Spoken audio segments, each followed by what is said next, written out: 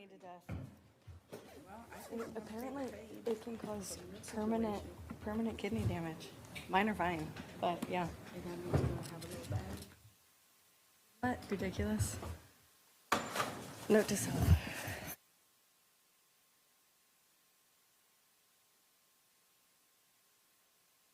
Okay, it's a little bit after 11, so let's go ahead and get started. Mr. Frisch, Ms. Daranack Kofax, and Ms. Amash have submitted written requests to virtually attend today's meeting due to personal conflicts.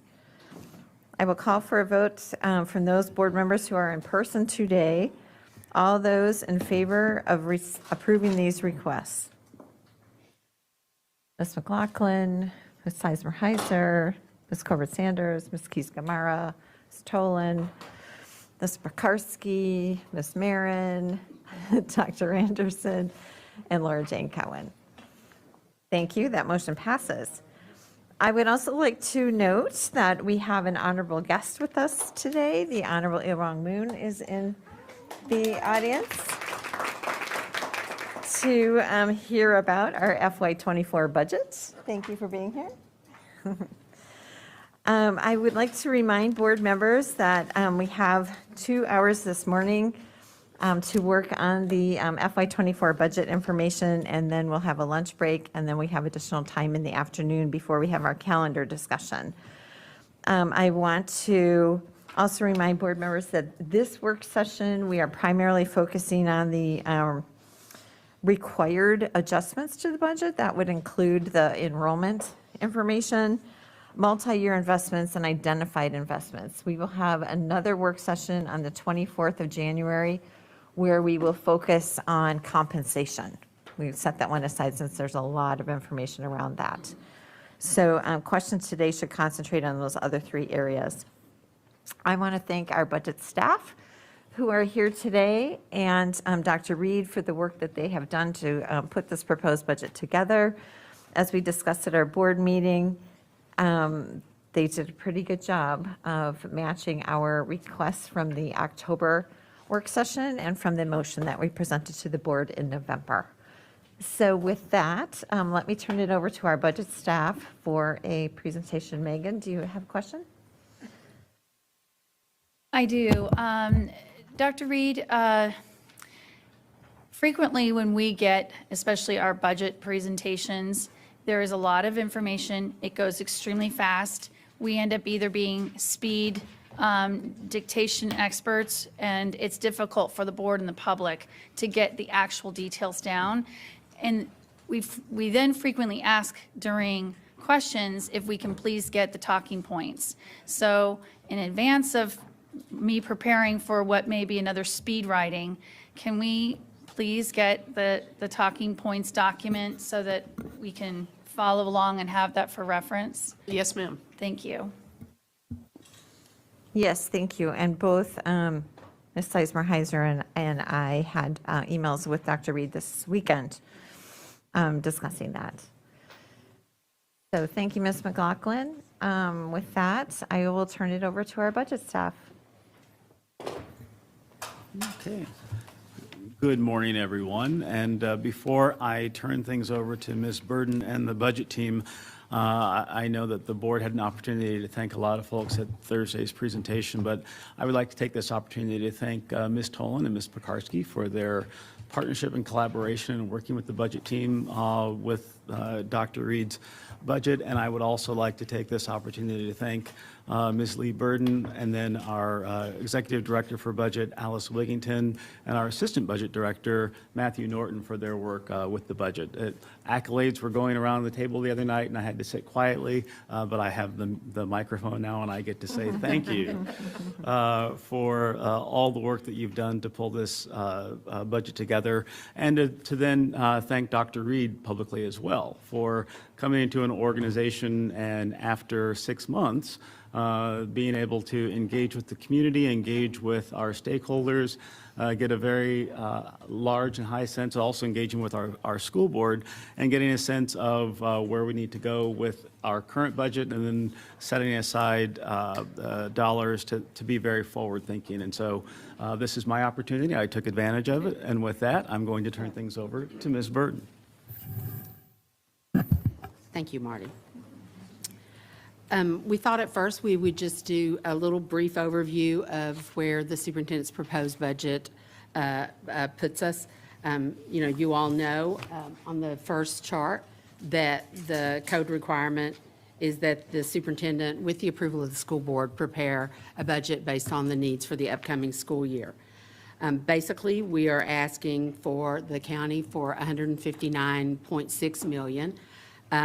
Recall that at the fiscal forecast, our request was about $178 million. So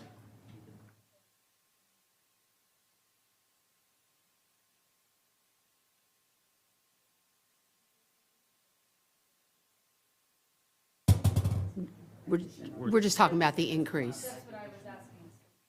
Yeah, it's the increase. And so now that request is at 159.6, also at the fiscal forecast, which is typically the lowest number of revenue that the county assumes. At that point, their revenue projections were showing that we would receive about 139 million. So that number should come up. It may not. It could go down.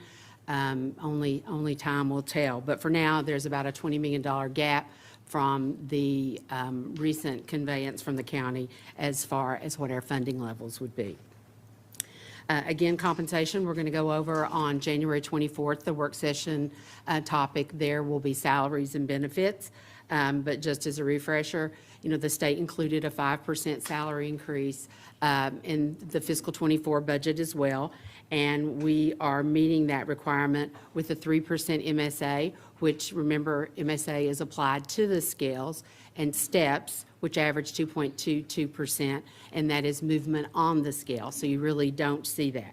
In addition to that, the state included a 1% retention bonus, which is for employees that were with us in fiscal 23 and continue with us in fiscal 24. That's a retention bonus. We've also included a step extension for all scales. At the top of the scale, recall that we did that in this current year's budget as well. Our scales are very short relative to other divisions, and so we've included that. Teacher leadership stipends at the elementary school, that will provide funding for teacher leadership stipends similar to how they're allocated at middle school and high schools. We've extended the contract of high school counselors from 204 to 219 days. We're including a full-time family liaison at Title I schools. Notice that there's no dollar amount there. So you may recall that we doubled the family liaison funding in fiscal 22 with ESSER funds, and then built that into the base in fiscal 23, the current year. And that $6.6 million is believed to be able to cover this first section of schools that we will have a full-time family liaison instead of just hourly money. There are some benefit rate changes. Of course, you know that we moved to Cigna on January 1. In addition to that, the ERFC rate went down, contribution rate for the employers went down. The FCERS, or the county, went up slightly, and VRS stayed the same. So we actually see a net negative $0.2 million for that. And then, of course, we have base savings. And it's important to keep mentioning that the special education teacher extended day will be funded for a third year out of ESSER, and that repurposing of funds in ESSER will come to you all at a later date. As far as required adjustments, enrollment growth, we are going to go over in great detail in just a minute. The contractual are things like utilities, major IT projects, licenses, software licenses, facilities that has some cost escalation, and then some inflation. Recurring baseline adjustments are IDEA, Perkins, and ESSER adjustments, and those are largely grant funds that we have to get into the budget. So we have the revenue from the grant, and we also have to have the expenditure item. So that's an increase, but we have revenue to offset it. And then transfer to other funds, which is the construction equipment transfer, which is reliant on the CIP, and then a small increase to adult ed or ACE. The multi-year investments, you should be all familiar with. The JET is in its initiative is in its year 2, and the $3.2 million will cover 5 positions and stipends, and $1.7 million of that is the local share of future electric buses. So that's the majority of that. The HR infrastructure technology project is also in year 2. There are additional costs for that, but they're one time, and we'll include that at year end. The HR system is at its end of life. It was initiated in 1999. The Special Ed Compensatory Services Fund, recall that at mid-year, we established that fund with $1.6 million in additional revenue received. This will add $2 million more to that fund to be able to address compensatory services. Advanced Academics Year 3, this is the final year of that, and it totals $1.6 million. It provides 14.5 positions, 10.5 at the elementary school, which is 21 elementary schools, and then 4 positions at the middle school, which will support 8 middle schools, a half position at each. And then the Innovation Project at Lewis High School, which provides funding for specialized programming, that the last year of that is also included at $500,000. As far as the identified investments, there's the Equitable Access to Literacy Plan that will support the science of reading with basal resources for students. We do have a textbook fund and other basal resources, and this is in addition to that. Achievement Gap Closing Strategies, this is funding to support closing the achievement gap for all students. We have a little bit of funds for cybersecurity to continue that work. Early childhood expansion, which is resources to accommodate 10 additional preschool classrooms or 180 students. Employee background checks, that's another initiative that you all are well aware of. Middle school athletics, which will provide funding to support cross-country and track at middle schools. FCPS Lighthouse Schools pilot, which will provide leadership coaching, teacher PD, those sorts of things for the effective use of technology. We'll start out with somewhere between 3 to 5 schools as our pilot. And then safety and security is 5 positions at the elementary schools. The enrollment request is a pretty big request at $65 million. And so we thought we would unpack that a bit for you here today, going over general education, ESOL's projections for students, special ed, the impact of free and reduced students on classroom teachers, and just unpack that a bit for you all. And I'm going to turn it over to Matthew Norton, who pretty much lives and breathes staffing and enrollment and has done so for over a decade now. So he is the best person to provide this enrollment information for you all. So I'm going to turn it over to Matthew. All right, thank you so much, Lee, and good morning, school board members. We did think it was very important to provide some context around enrollment and student need growth, and so we wanted to take that time today to do that. Before I dive into the details, I do want to thank Rich Polio from Instructional Services and Brian Schuster from Facilities and Planning for their help in getting us prepared to provide you all with this information.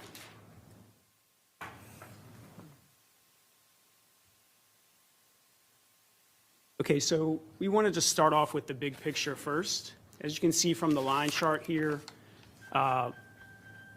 enrollment trends, we were hovering around 190,000 students or just under in the years leading up to the pandemic.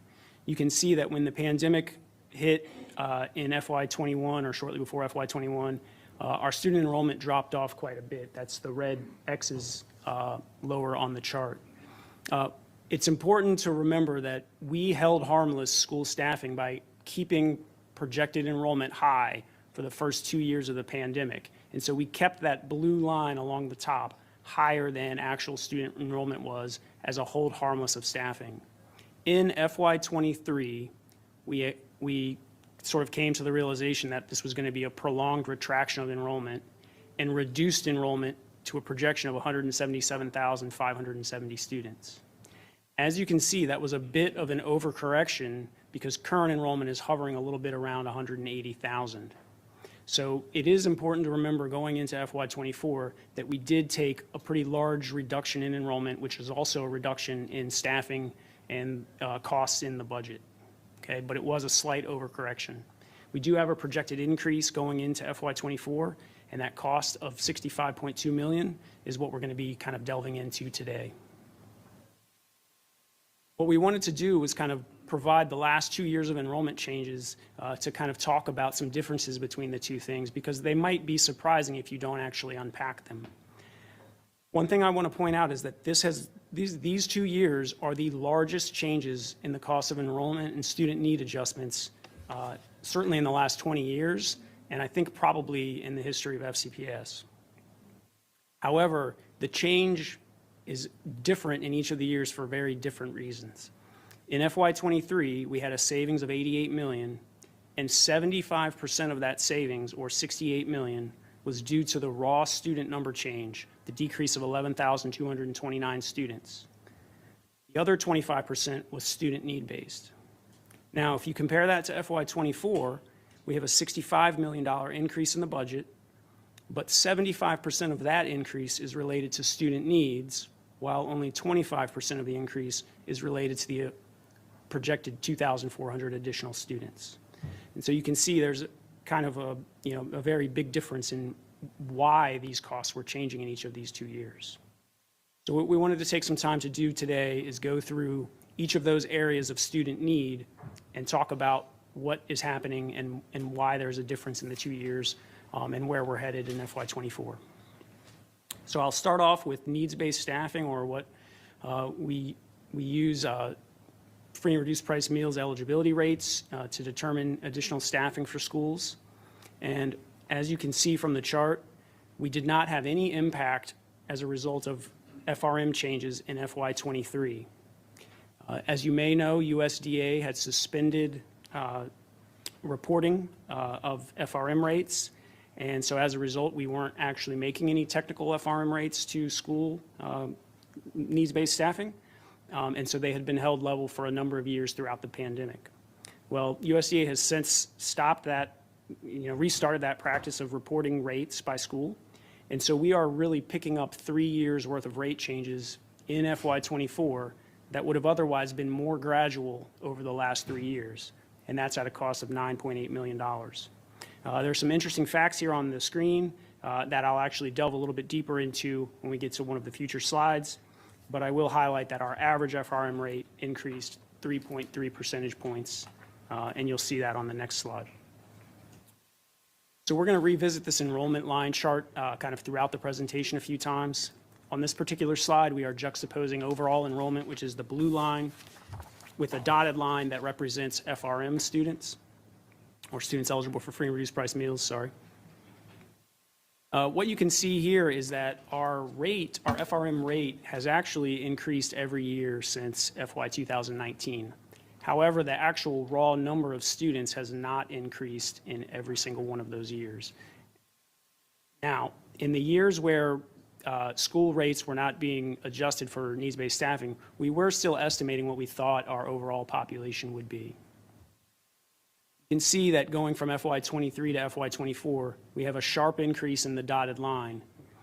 What that represents is not only an increase in the number of students eligible for free and reduced price meals that's greater than our actual overall increase in enrollment, but it's also driving up the percentage of our students that are eligible as a whole, putting us close to 35% of our students eligible for free and reduced price meals. Just to note, the size of our FRM population is significantly larger than the average school division across the United States by tens of thousands of students. And to bring things a little bit closer to home, the size of our FRM population is almost as large as the entirety of Virginia Beach City Schools. So just to put that in kind of a magnitude for you. So we're going to revisit this enrollment line chart kind of throughout the presentation a few times. On this particular slide, we are juxtaposing overall enrollment, which is the blue line, with a dotted line that represents FRM students, or students eligible for free and reduced price meals. And so as you can see, there's kind of a So what does it mean when FRM rates change? Well, from a staffing perspective, we incorporate as part of our teacher allocations primarily additional resources to schools as they have a higher FRM rate. That starts when a school at the elementary level reaches 20% FRM, and it starts at a middle and high school when that rate reaches 25%. What you can see from the two charts on the screen is that we have a kind of shift down both of these charts as the FRM rates are increasing. And so if you notice the -8 in the very first line of the elementary chart and the -1 in the very first line of the middle and high school chart, what that means is we have a net of 9 fewer schools that are not eligible for needs-based staffing and that are now eligible for needs-based staffing. So we have 9 newly eligible FRM staffing schools, which is going to obviously require additional resources. And then if you kind of look down the chart to the very bottom, you'll see that our highest FRM band, which is when an elementary school reaches 70% or more, or when a middle or high school reaches 60% or more, we also have increases at that highest FRM band. Okay? And so basically, this movement of schools down these two charts is driving resources to schools that are shifting between those FRM bands. Next, we're going to move on to English for speakers of other languages staffing. Again, in FY23, we did have a reduction of 4.4 million, resulting from a projection of approximately 2,300 fewer students. The other bullet there you can see, we did not really have much in the way of a shift between the levels of ELL service being provided. And so that 4.4 million was largely being driven by the reduction of 2,300 students.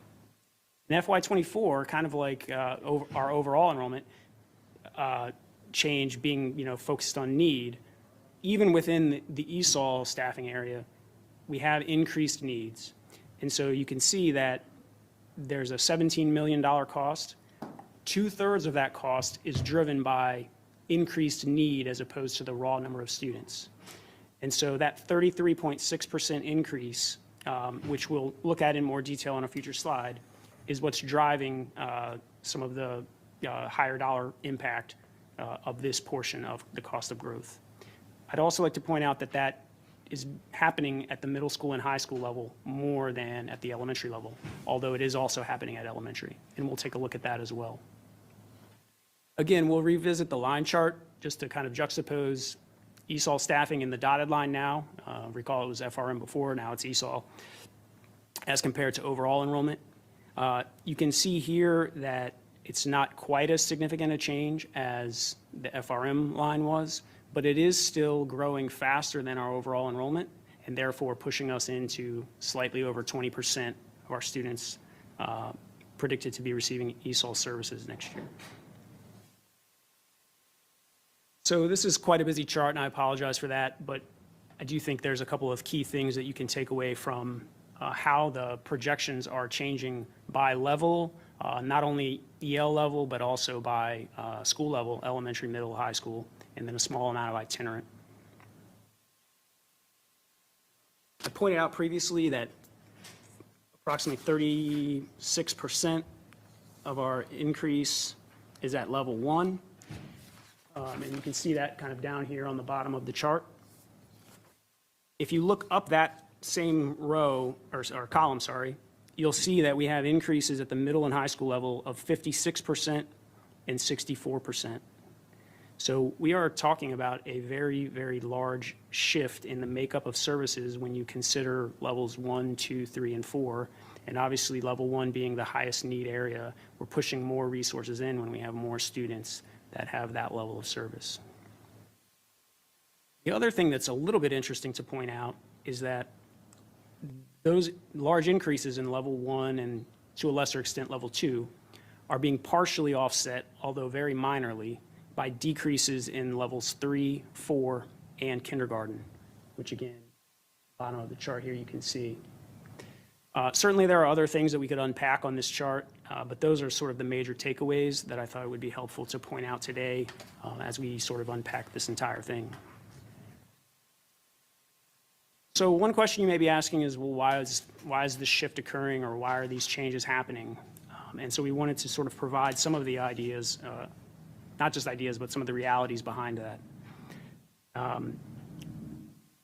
A couple of those things are the WIDA testing was optional in the spring of 2021. And so more students would have potentially not been tested because of that optionality. And that may have meant that more students than usual remained at their same EL level for a longer period of time than they otherwise would have. Quite frankly speaking, there was also a lack of opportunity for English language engagement throughout the pandemic, and that shouldn't be a surprise to anyone, but I think it needs to be stated.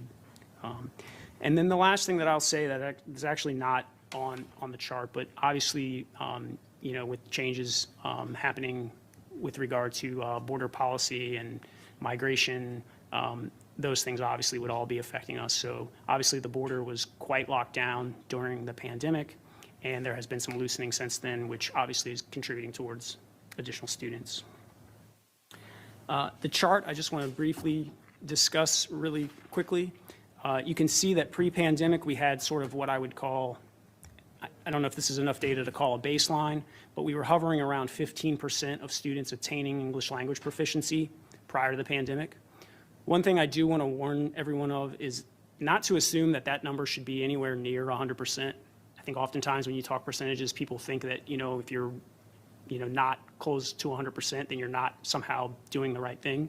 We would never, I don't believe, expect to be close to 100% in any given year, because we're talking about our population of levels 1 through 4 students, and it would be, I think, quite unusual to see, a close to 100% proficiency after 1 year. But so this 15 percentage point sort of baseline, if you will, has been followed by a 7% and then a 12% in these last 2 years, FY22 and FY23. And so what that means is that, running those percentages, we have roughly 2,500 to 3,000 students who, given no pandemic, may have otherwise attained English language proficiency is kind of the estimate. Again, this is a bit of a loose number, I would say, but it is our estimate as far as what those two percentages mean in terms of the raw number of students. Finally, I'll move on to the last area of our 3 areas of staffing with regard to need, and that is special education. From a budgetary perspective, this is actually sort of the easiest one to sort of unpack and discuss. You can see that in the last 2 years, we had sort of a projected decline of 1,400, followed by a projected increase of 1,400. And so all things being equal, you would expect those two things to impact each other or have this roughly the same impact. Well, you can see we had a savings of $15 million in the FY23 budget, but a cost of $22 million in the FY24 budget. And really what's going on there is that we are in need of additional preschool and preschool autism capacity across the county. And so the opening of 44 new special education preschool classrooms that's included in the budget is really driving the difference between that savings of 15 million and that cost of 22 million. It's about a $7 million cost. And again, without that additional preschool capacity that's being built in and is necessary, the last 2 years would have basically offset each other and been a wash. Okay, so again, from a budgetary perspective, much easier to explain what's going on there. I will, however, go ahead and revisit this line chart, that should be familiar at this point. You'll see that the dotted line now represents special education. You'll see that it's a much more mild adjustment year over year compared to FRM and English for Speakers of Other Languages services. But nonetheless, we did want to go ahead and show it, to kind of complete the 3, if you will. Finally, hopefully this chart on the screen is something that's familiar to you all. It is something we include in all of our budget books each year. This details school position growth as a result of everything that we've just gone over. It details the positions that are being added by school level, the overall cost. You'll see that $65.2 million is the same exact cost we talked about at the very beginning of this piece of the presentation. And you can see that we have it broken out by the four areas, although one of them is commingled. So the 25.9 million on the chart here is actually the combination of the needs-based and the overall enrollment increase. And the reason for that is that those two formulas are sort of intertwined with each other in the way that they work. And so, you know, they're just combined here. Although we can tease them apart, but it gets more and more difficult the more granularity you want to have. So this is the chart we normally include in the budget book, and again, it should look familiar. And I just want to remind everyone that the change this year is very different than the change was last year. It's largely being driven by student need, and again, 75% of that 65 million is student need based, whereas it was kind of the exact opposite last year. So I'm going to turn things back over to Lee to close out the rest of the presentation. There's a few procedural items she wants to go over, and then we look forward to hearing your discussion and being available to answer your questions. Yeah, I just wanted to touch on the budget question process. You all know how we love budget questions. So if you want to put forth a budget question, you can just go to the budget question Google Doc. We've also opened that up for your all's aides. So if you want, you know, you can have them put your questions in for you if you don't want to do it. And, you know, if you need help with language or what you're trying to get at, you know, feel free to just send me an email and I'll help you with that. You also need to identify what priority it is if you want something done quickly for an upcoming vote. So, and the next chart shows what it looks like, just so you're familiar with it. And then we have the budget development calendar, which identifies, you know, all the major happenings over the next couple of months. And again, we will have our next work session on January 24th. At that time, we'll go over salaries and benefits. We have a public hearing on the 23rd, I believe. And then, of course, we have another public hearing and work sessions as we get closer to the end of the process.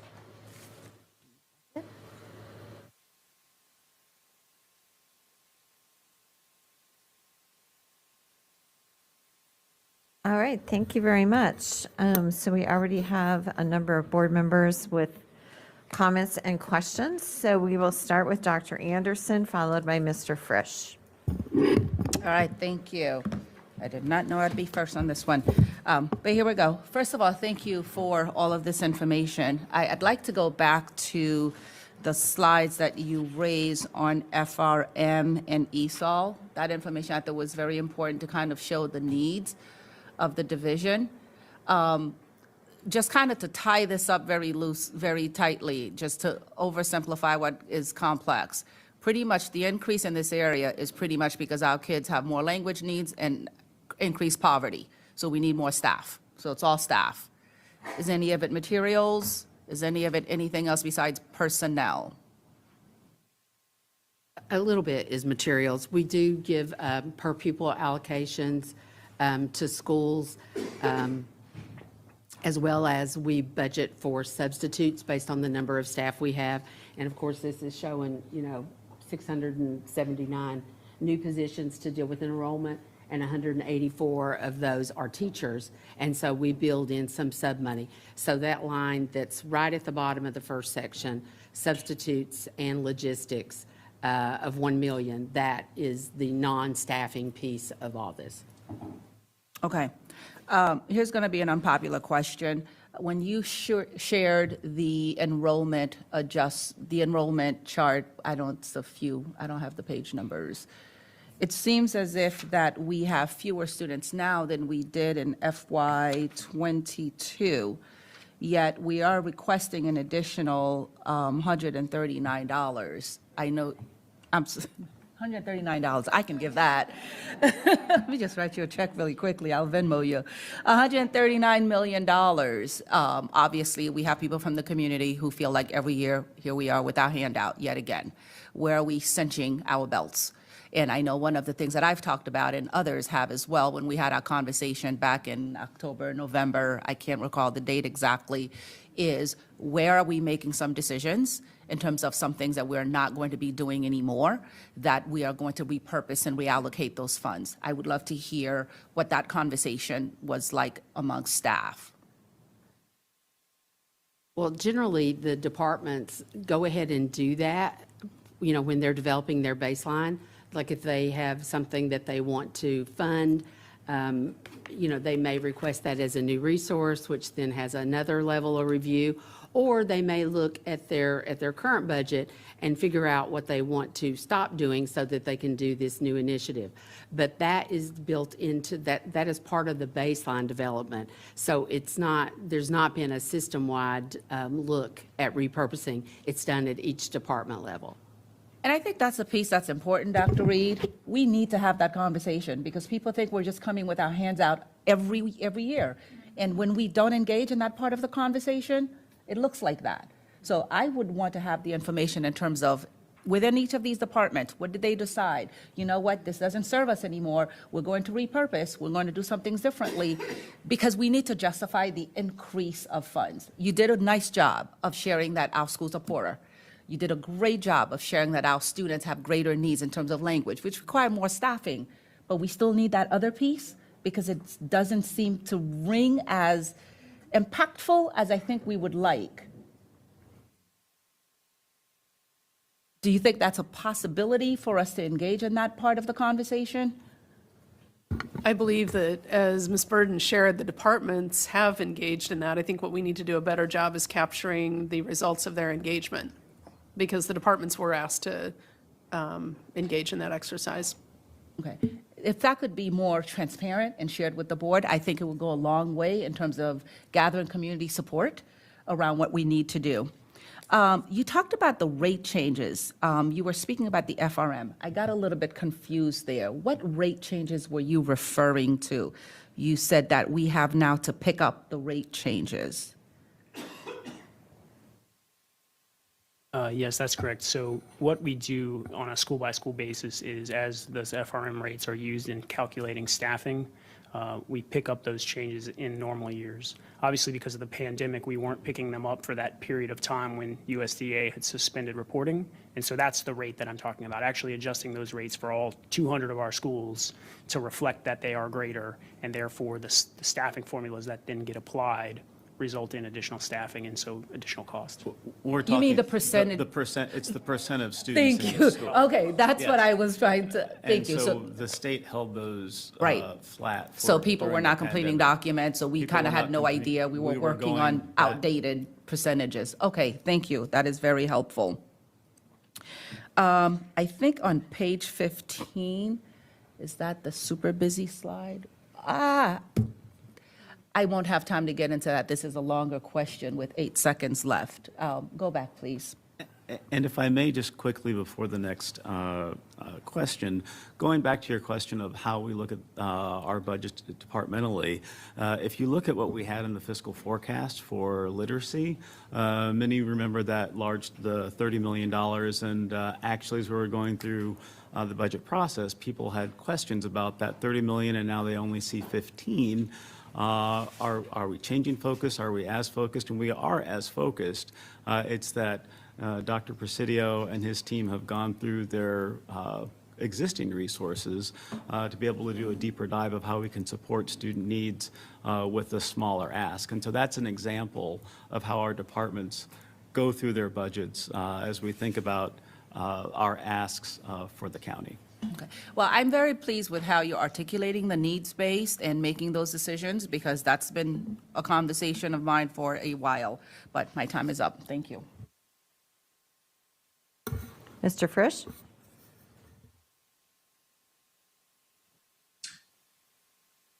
Well, it won't let me turn my video on, so we can probably figure that out at some point. We can hear you. The dog is very angry about that. Let's see here. Let's dive in on the slide about the new investments, which I believe is slide 7. If we could go to that. And obviously, thank you everybody for your hard work on this. Looking at the equitable access to literacy plan, one of the things that's been frustrating is how long it's taking the Virginia Department of Education to approve materials. Do we have any updates on when these materials will be available? We are still expecting the approved list to come out in the March-April timeframe. Okay, so no indications of any further slowdowns? Not at this time. Wonderful. Okay, well, fingers crossed. On the achievement gap closing strategies, at this point, we've seen, you know, in the improvement plans and how ESSER dollars are being spent, various things that each school is doing to help close gaps. I assume, hopefully rightly, that this funding, this new money, will go towards reinforcing what's working. How are we making that assessment? Thank you, Mr. Frisch. It is going to continuing those things that are working, as well as accelerating our math journey to algebra, minimally algebra for our 8th graders, as well as a number of other strategies as we complete our strategic plan work. It provides some resources to actually implement those theories of action that we determine have the highest likelihood of closing gaps the soonest. Wonderful.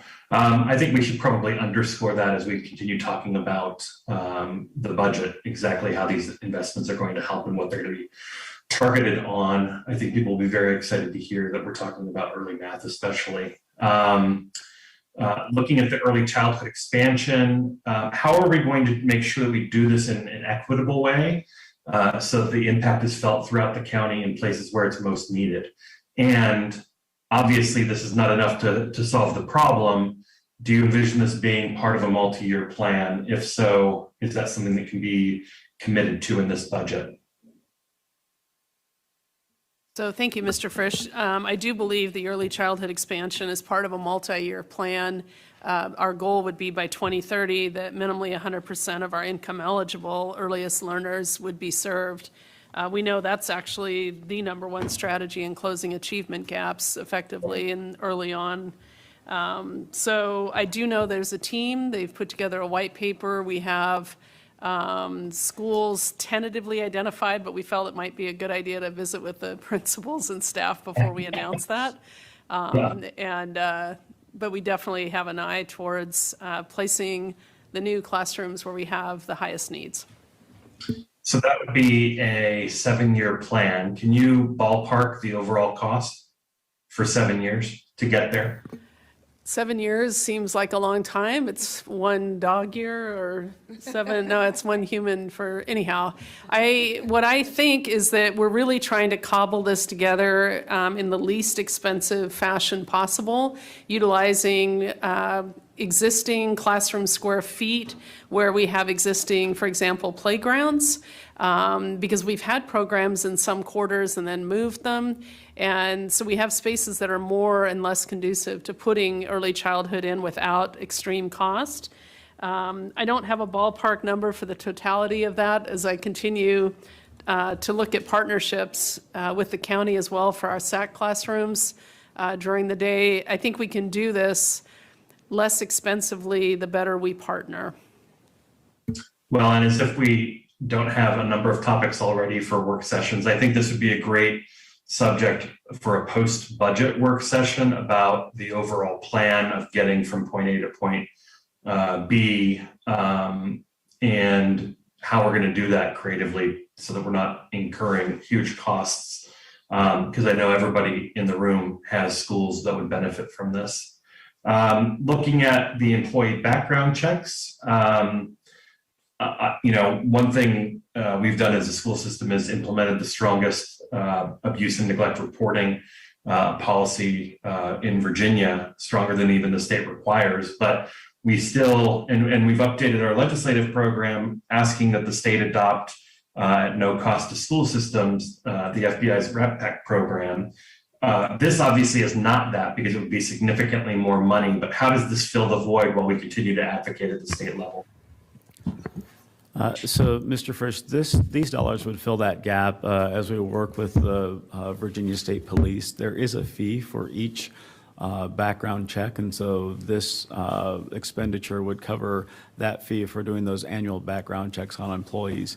We've had extensive conversations with the Virginia State Police, and they're also very focused on the FBI Rat Back program. We know that you pointed out that it would be important for that program to be available to school divisions at no cost. And at this point, there are also costs associated with the Rat Back program. They're not in a place to talk about those costs, but as they roll this out, we would be engaged with them as we think about cost to the division, and not only Fairfax County, but to other divisions across the state. I appreciate it. Thank you. Okay, I've got Ms. Marin, followed by Ms. Karen Corbett-Sanders. So thank you for the presentation about need driving the budget versus enrollment. That was really helpful, and I will encourage the public to look at that, to really understand the status and I would say the crisis that our community is in, to have so many thousands of children living in poverty. So yesterday I was talking with a member, and we were talking about the Wizards game, and they were playing the Golden State Warriors. Well, if you filled Capital One Arena over 3 times, that's how many children we have living in poverty. Or our GMU Stadium, the Eagle Bank Arena, 6 times to fill that 10,000-seat arena. So I think that this doesn't even include all of our children under the age of 5. This only includes the students enrolled in FCPS. So I think we need to keep sharing this reality about Fairfax County, because what I hear is too many people locally and elsewhere in Virginia thinking that we were as we were 5 or 20 years ago, and we need to really change that narrative. For whatever reason it is, these children are here, and we have to educate them. And it is poignant to me yesterday for the Martin Luther King Jr. birthday celebrations. I was at Reston Community Center hearing the amazing economist and author Heather McGhee, who wrote the book The Sum of Us. And the driving question is, why can't we have nice things? And that's what I keep thinking this. Why do we have so many children in poverty? And we're going to do our best to meet their needs, and also, meet the access needs and the academic needs of our children who have the means. But it's really overwhelming. But I think that this budget does an appropriate job of trying to address what we can. So I have a few questions under the identified investments. I'd like to know the specifics of the $15 million investment in the Equitable Access to Literacy program. I know it's been talked about generally, but can you talk to us about, is it professional development days? Is it more reading specialists? We know we don't have materials yet. And then similarly, the specifics of the $6 million for closing the achievement gap. What are we really purchasing with those dollars? Thank you. So I can start with the equitable access to literacy. That $15 is primarily earmarked for basal resources, which, as Mr. Frisch mentioned, we're waiting on the state list. And after that state list comes through, we will go through a committee process and bring our recommendations to the board. Based on current pricing, we felt like we were going to need to have some additional funds in order to make that happen. Now, of course, if we end up with some of the funds not being used for textbooks, there are multiple things based on the Virginia Literacy Act, such as professional development and additional reading specialists and things that we can look to in the future and bring back to the board as options. So what I'm hearing from the public and from teachers, rather, is that they need more time or at least some teachers, I've heard that teachers would like more time to really hone their expertise in teaching to the science of reading. And I know that goes into the calendar, but that is concerning to me that that $15 million is just from the resources, including the state is supposed to be funding some of that. My other question was about the achievement gap closing, the $6 million. Say that again? Sure. I'm sorry, the specifics of the $6 million for closing the achievement gap, what is that purchasing per se? Well, it's one of the things we need to take a look at is our math trajectory. And we, as you know, in the recent, I don't know, was it Goal 3 or Goal 4 report, we lost ground in our number of 8th graders in algebra. So we know coming out of the pandemic, math is a content area that's been a bit more challenging, and we want to make sure as a move that we minimally have students in algebra by 8th grade, because we know the benefits of that, and we know the Office of Civil Rights tracks that data point. So we are going to be utilizing monies in that regard, as well as, so it may be materials, it may be professional development. One of the things we know that when a lot of our curriculum is online and students don't have access to Wi-Fi when they go home, it's very difficult to make progress. And so $6 million is not much in terms of a material purchase, but it will allow us, I think, to purchase some core materials, at least to begin to pilot for students who don't otherwise have access at home to work on math. We're also looking at the outcome when the board commits to the strategic plan in May and our 5 student outcome goals. We're going to need some amount of money to resource whatever the plan is moving forward. So there's a piece of that that's yet to be determined in the strategic planning outcomes, but I would say the bulk of it's going to hit around the math instruction K-8. Thank you, and I've learned a lot from you, elevating the need for algebra, that trajectory. So I think, again, my overall comment is, what I hear from parents and teachers is classes are too big, it's hard to offer the instruction at the quality that's needed. So while, of course, we need resources and materials and Wi-Fi for at home, the class size continues to be the challenge, and I really would like to see us addressing that more. So one of the things that, and it may not sound like an achievement gap closing strategy, but we really are desperately, in my opinion, overdue for some serious conversations around boundaries. Because as I've been out in our K through 8 schools, I've been in schools where the class size honestly is quite low, and I've been in schools where the class size is quite high.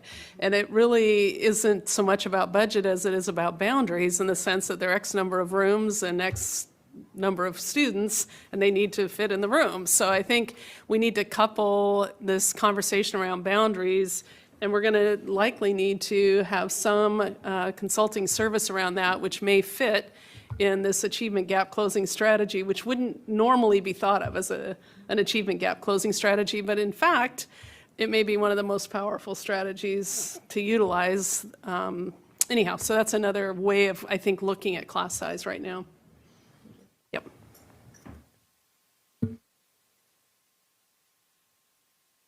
Sorry, Ms. Culver-Sanders, followed by Ms. Cohen.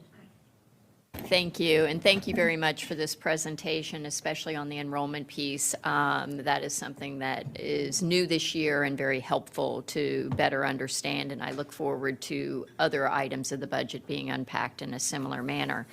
What I take away from this is that we are fastly becoming an urban district, not a suburban district. And when you see numbers on free and reduced meals and ESOL, it is quite evident that that's what we are. And so I think that there needs to be a communication strategy to really focus on how the county is changing and how it has changed over time. Because to address Dr. Anderson's point, or Ms. Marin's point of view, I don't believe that most of our community understand the dramatic changes. Along those lines, it would be very helpful to understand which 9 schools increased FRM and to what level, so that we have a better understanding of that. And I would hope that you all could provide that to the board members sooner rather than later. We also need to have a heart-to-heart conversation with the Board of Supervisors about how this has changed and why these demands are so critical to addressing. And so I would hope that we would have an FRM, almost like a heat map that shows that, as well as a heat map on our English as a second language, so we know that. And then the third piece is on the conversation around pre-K. I am keenly aware that under the state code, we are a K through 12 system. But if we don't invest in pre-K, then we are consistently facing the challenge of catching these kids up. So I would appreciate, Dr. Reed, to have a conversation sooner rather than later with the Board of Supervisors on how we can have a shared initiative on achieving the pre-K across the county. So along those lines, let me reiterate, we would like to know your heat maps on FRM, on ESOL, and also have a deeper dive on the pre-K. And then finally, I would like to understand a little bit more about how, with these higher needs in all of our schools, especially in elementary schools, what are we doing to ensure there's planning time built in to address these needs?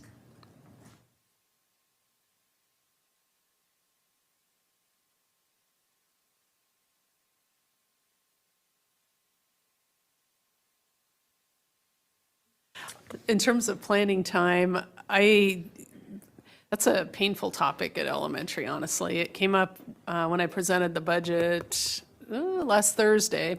And we do have the monitors, I think, currently that are in the budget to support planning time, but I think that's truly a Band-Aid solution. We're going to have I think, a larger group conversation that looks at best research for scheduling within the school day. If we're not going to look at calendar solutions, we're going to need to look at scheduling solutions within the school day. And traditionally, specialist schedules have been utilized to support planning time for general education staff in the general classroom. And I think, it comes down to mathematics, right? If we don't have enough specialist time for planning for classroom teachers that are not specialists, we have to look at what that ratio is. And I think that's going to be a deeper conversation we need to have, or looking at the calendar in a different way. So thank you for raising that. But in terms of the budget, we're maintaining the monitors, I believe Mr. Smith has assured me, for that purpose at this time.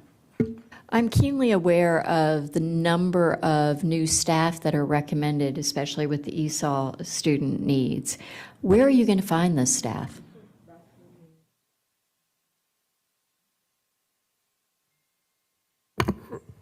So we just had a conversation today about our current staffing calendar, and part of our staffing work is heavily focused on our recruitment efforts. And so how we're changing at least our recruitment efforts this year is that we are creating a cadre of principals and assistant principals to develop hiring teams so that we can always be identifying good staff and always be hiring those staff.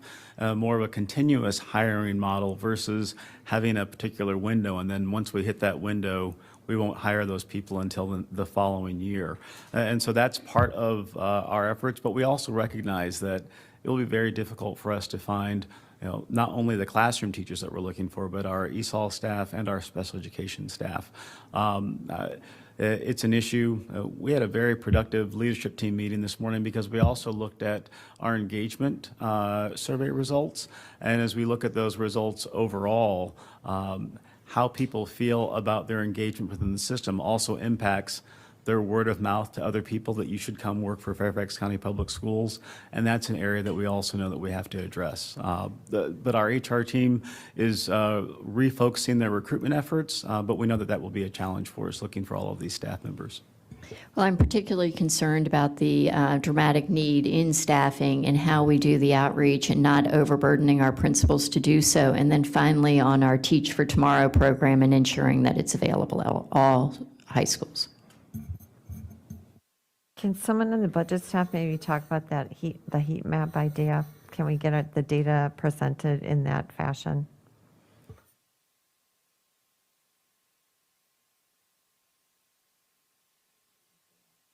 Thank you. We will have that. Thank you, Mr. Schuster. And we will also re-release the heat maps that we provided for our pre-K as well. Yes, I know we have those. Thank you. Okay, Ms. Cohen, followed by Ms. McLaughlin. Well, continuing with that line, when we've had these types of big idea with JET and CIP, we've traditionally have formed like a joint task force with the Board of Supervisors. So since this has been on their budget list for years and years and years, and they just need space and we need money, and that seems like a good marriage, I would recommend that we put together a joint task force with the Board of Supervisors on implementing pre-K. I mean, Skipped, yes, but Skipped has that as one of their many, many things that they work to tackle. So maybe it's a subgroup of Skipped, but I think that we need a much larger, full focus, just like we did with JET and CIP, that if we know this is the number one way, then I'm not sure why we wouldn't, work really hard to put as many eggs into that basket as possible. On that, I would say, like, being part of the strategic planning community conversations, being in the faith group, I think Abur and I both heard faith leader after faith leader saying, we had no idea that pre-K was like this big of a deal. And here we have, one of the pastors sitting next to me said, we have 1,800 square feet of space. And so, how could we be helpful in this endeavor? And so I wonder if part of it too is partnering with them. I recognize the uncomfortable bedfellows that can make. However, we can be helpful in helping them set what, goals the kids need before they walk out of that program. How to help them identify families who would be best supported and impacted by it. Potentially working with the county to do grants for families who can't afford it. I think there's a world of, if we know this is number one, then I guess my argument would be, I would like to see us invest more heavily. And some of that is not just money. I recognize you have a much grander plan, but it's going to take all of us together, certainly. I think, one thing that's frustrating, I will still argue that the staffing formula, in my opinion, especially in special education, is broken. We've had this conversation any number of times. We've had this conversation until we turn blue with the state. And so, we know the increase in need just continues to go up and up. And so we also know that we're having trouble bringing people in. And so, I still worry when we talk about elementary planning time, we still have sped teachers who can't eat lunch. We have sped teachers who have zero planning time because they are pushing into music or PE or, all, like, it doesn't exist for them. So talking about increasing it, there's a baseline where it doesn't even exist for some of our teachers, especially our sped teachers. I'm definitely going to need to go back, sorry.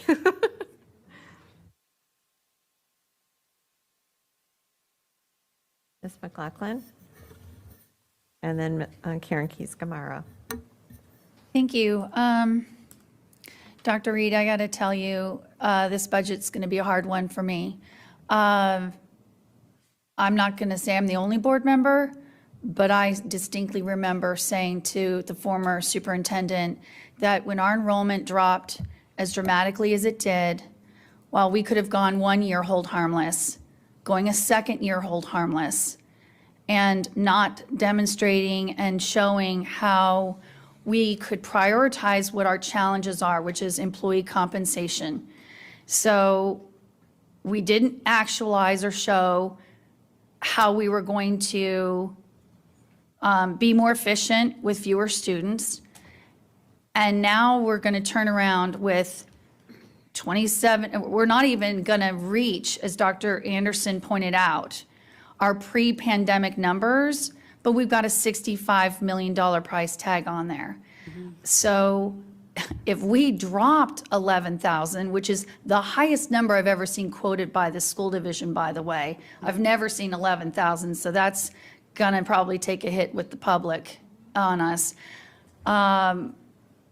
If 2,700, regardless of how we're defining the greater need of that population, where was the cost efficiencies on 11,000 kids fewer?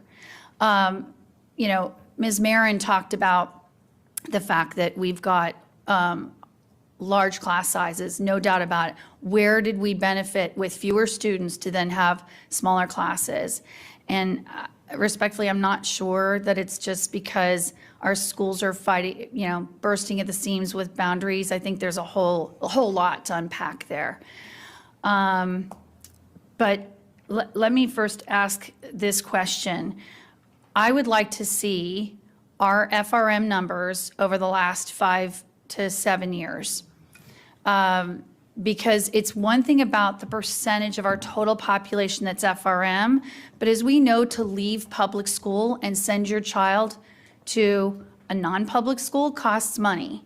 So is it that our FRM numbers have grown exponentially as the total portion of the student population? Or is that we lost so many non-FRM, and so the FRM became a larger percentage of the total number? I think that's going to be important. And I would also like staff to redefine again, because Ms. Marin brought this up about poverty.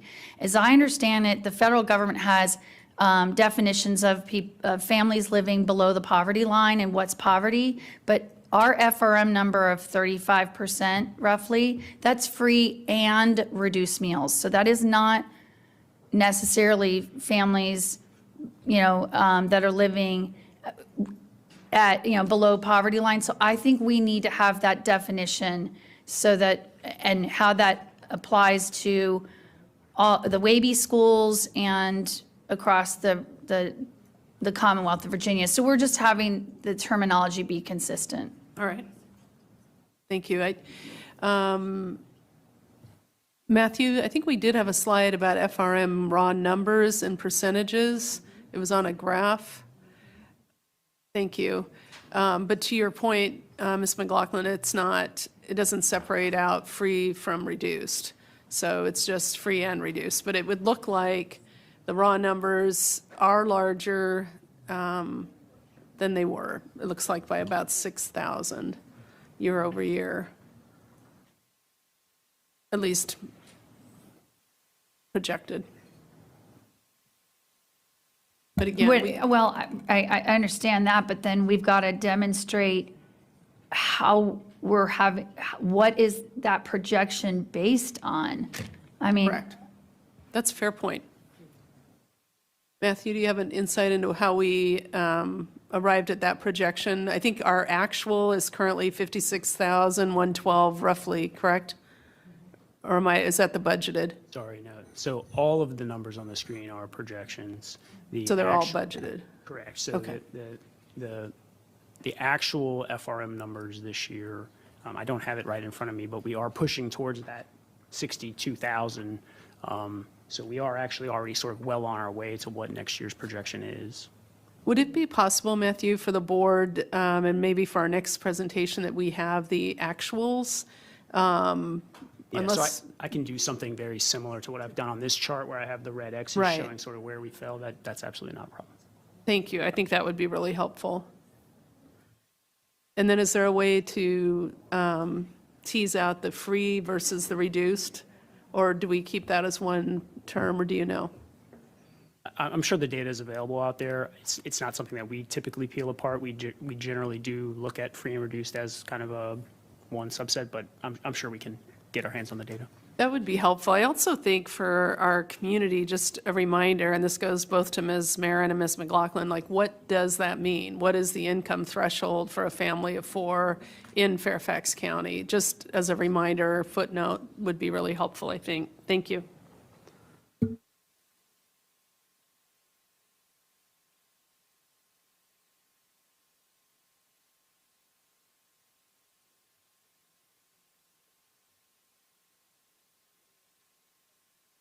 Yeah.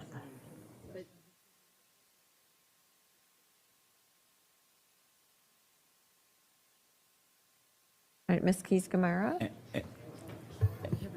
And quickly, we can provide that information. I've just gone to the website. And families who earn less than 130% of the poverty level are eligible for free meals, and those with incomes between 130 and 185% of the poverty level qualify for reduced meals. But we will. I think it's the actual number. Yes, we'll provide the numbers, but I just wanted to give folks that larger sense. And this is as of October 31st. Families who earn less than 130% of the poverty level are eligible for free meals, and those with incomes between 130 and 185% of poverty level qualify for reduced price meals. But we can break out what those numbers are with a bit more detail. Right, but Dr. Reed, you'd asked that they give the actual income. What is the income when you say what's the poverty level income? I think it used to be 27,000 for a family of 4. I don't know if it's been adjusted. 2022, so it's 27,000 for a family of 4.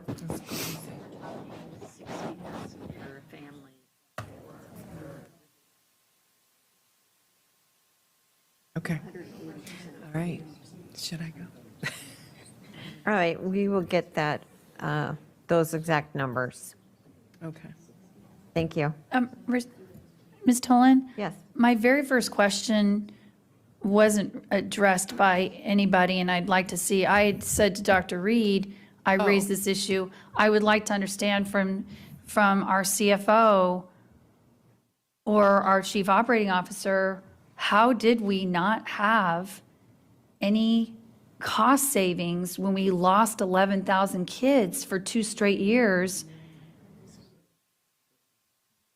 Yeah, so I put the two charts back up on the screen, actually. And I think kind of what you're asking is, if we were to combine those two numbers, what happens, right? And so, obviously, a savings of 88 million and a cost of 65 million, you add those two together and you have a net savings of about $23 million. What I would say is that the change in student numbers, if you combine the top two numbers, you have a 68 million savings offset by a 16 million cost. So you have a $52 million savings related to the fewer students, which is about 9,000 when you look at the 11,000 at 2,300. And That's so, being offset by what's happening in each of these need areas that are then, sort of narrowing that gap. So you can look at these one at a time line, and there is a savings related to the student change. It's just being offset by a cost related to need. and it goes back to that 88 million that's at the bottom of the column on the left. That's a reduction, an overall reduction that we saw in the budget last year of close of $90 million. We can talk offline, but again, we're talking 2 straight years, 11,000 kids, and we're seeing an uptick of 65 million because we're going to have 2,700 students. So the math is a little more complicated than I feel like it's being explained, but maybe a And go so- back. So that math is complicated because we talked about the students and their level of service. And so when we looked at the number of students who are at level 1, the number of students who haven't progressed through levels needing additional supports, that's how we identify that change. And so when you look at raw numbers, 11,000 versus the number who are coming in for FY24, it doesn't match. But when you look at the additional resources that students with higher level of need would need, that's where we see that increased cost. I will work with staff to come back with a graph or a chart, because I do see where the scale it intuitively doesn't feel like a match. So we'll work on that to bring some data back that answers that question. Yeah, Yep. thank you, Dr. Reed. I was going to offer the same thing. So, thank you. Thank you. Ms. Keys-Gamarra. All right, thank you. We do appreciate all the hard work. And each year I realize how sometimes it's very difficult to tell the full story of our budget. And so I have a few things that I'd like to perhaps help to put in context. I do agree with Ms. McLaughlin. As we are looking at these numbers, I think we might have less confusion if we could see it over time, what those changes can be, which I know is difficult to get into some of these charts, but perhaps that might be helpful. One other thing the community may not understand, and this comes from a report on the National Policy Group Education Trust that shows that Virginia Public Schools serving the highest number of English language learners receive 48% less state revenue per student than those districts serving the fewest. So perhaps we need to have a broader conversation along with our legislative agenda, et cetera, bringing that to the forefront. Similarly, I've spoken with some folks in our community who were very concerned about the impact aid we receive, and they believed it was a much larger number than it actually is. So I'll just stop here and perhaps ask Ms. Burden or someone to explain how that works and how FCPS particularly may be impacted by the administration of those funds. Yeah, we receive, or we budget and receive around 4 million for impact aid. For the whole region? For the entire division, and those funds are to offset costs for the entire region, not can I at a just specific ask- school.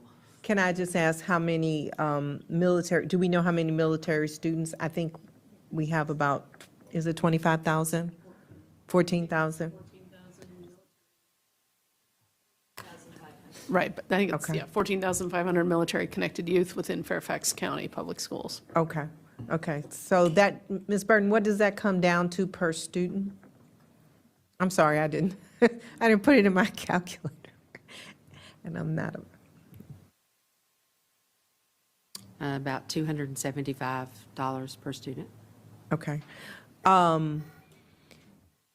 So I think that's part of the story we have to share. One is the context of over time, what these costs have been, what those changes have been. I fully understand Ms. McLaughlin's question with respect to, where is that offset and what has that meant? I did appreciate the conversation in the beginning of this meeting, talking about needs being more impacting, yes, acute is a good word, to impact our budget as opposed to the number of students. Just as a pause for this board, I remember touring one of our schools with another elected official who actually divided the number of students with, how many, with the costs, and he said, well, we had plenty of room, we shouldn't have overcrowded classrooms, which said to me that we need to do a better job of telling our story. So I also want to make sure, or if we can maybe touch in my last 20 seconds or so, whether the costs on the SPED is including the recommendations from the study. Do we know? The AIR study? Yes. No, we do not. We allocated $2 million to be able to address the AIR study in fiscal '23, and those funds have not yet been spent. So they have the funds that they were budgeted for in this year to be able to address the recommendations of that group. Okay. And then just in 7 seconds, I think to the extent that we can, I know we're working on the strategic plan, but you just mentioned the goals regarding literacy and math, to the extent that we can specifically tie what those goals are. They may simply be superintendent goals at this point to our budget. I think that will also help the community to understand what we're doing. And I'll need to go back. Thank you. Mr. Annette Kofax?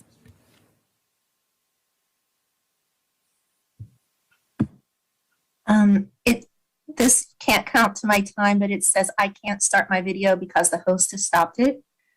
So I guess, So, Mr. Annette Kofax, I think Mr. Frisch had the same issue, so we'll work on Okay. that, but we can hear okay, you'll work on that and I'll just we speak. can That's hear fine. you fine. Thank you. So, Thank you.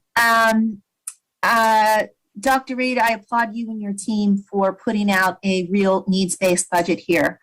I do agree with my colleagues that we need our board to see the analysis of what staff looked at as to funds that could be repurposed, because it is going to take a heavy lift to see the numbers drop, because the need issue is complex. But I will say that it's complex to the general public. It is not complex to our Board of Supervisors.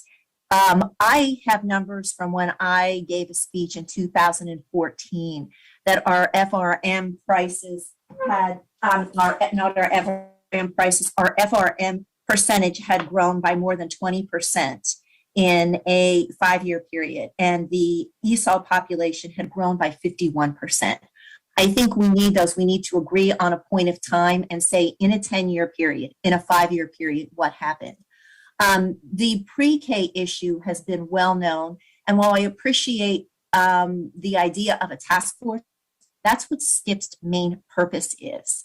That is what they originated from, and SCIP should be disbanded and something redone if they are not addressing their primary focus. I think it's that important. I believe that the state has also not come up with the universal pre-K plan that many, many others have had. So Dr. Reed, I would ask you this. When you look at these classrooms, I think it's really important that the board understand where they are because we have been told for years there's no space. Now I understand there's probably space because of the decrease in population, but I also think we need to have an intersectionality between potentially opening up a new pre-K site and the one we talked about in the CIP at the Pinewood Lakes and opening up these slots and see what the differential will be, that these little bits of slots are nowhere near what we need in that area when you look at the heat map. Has your staff done the analysis on that yet?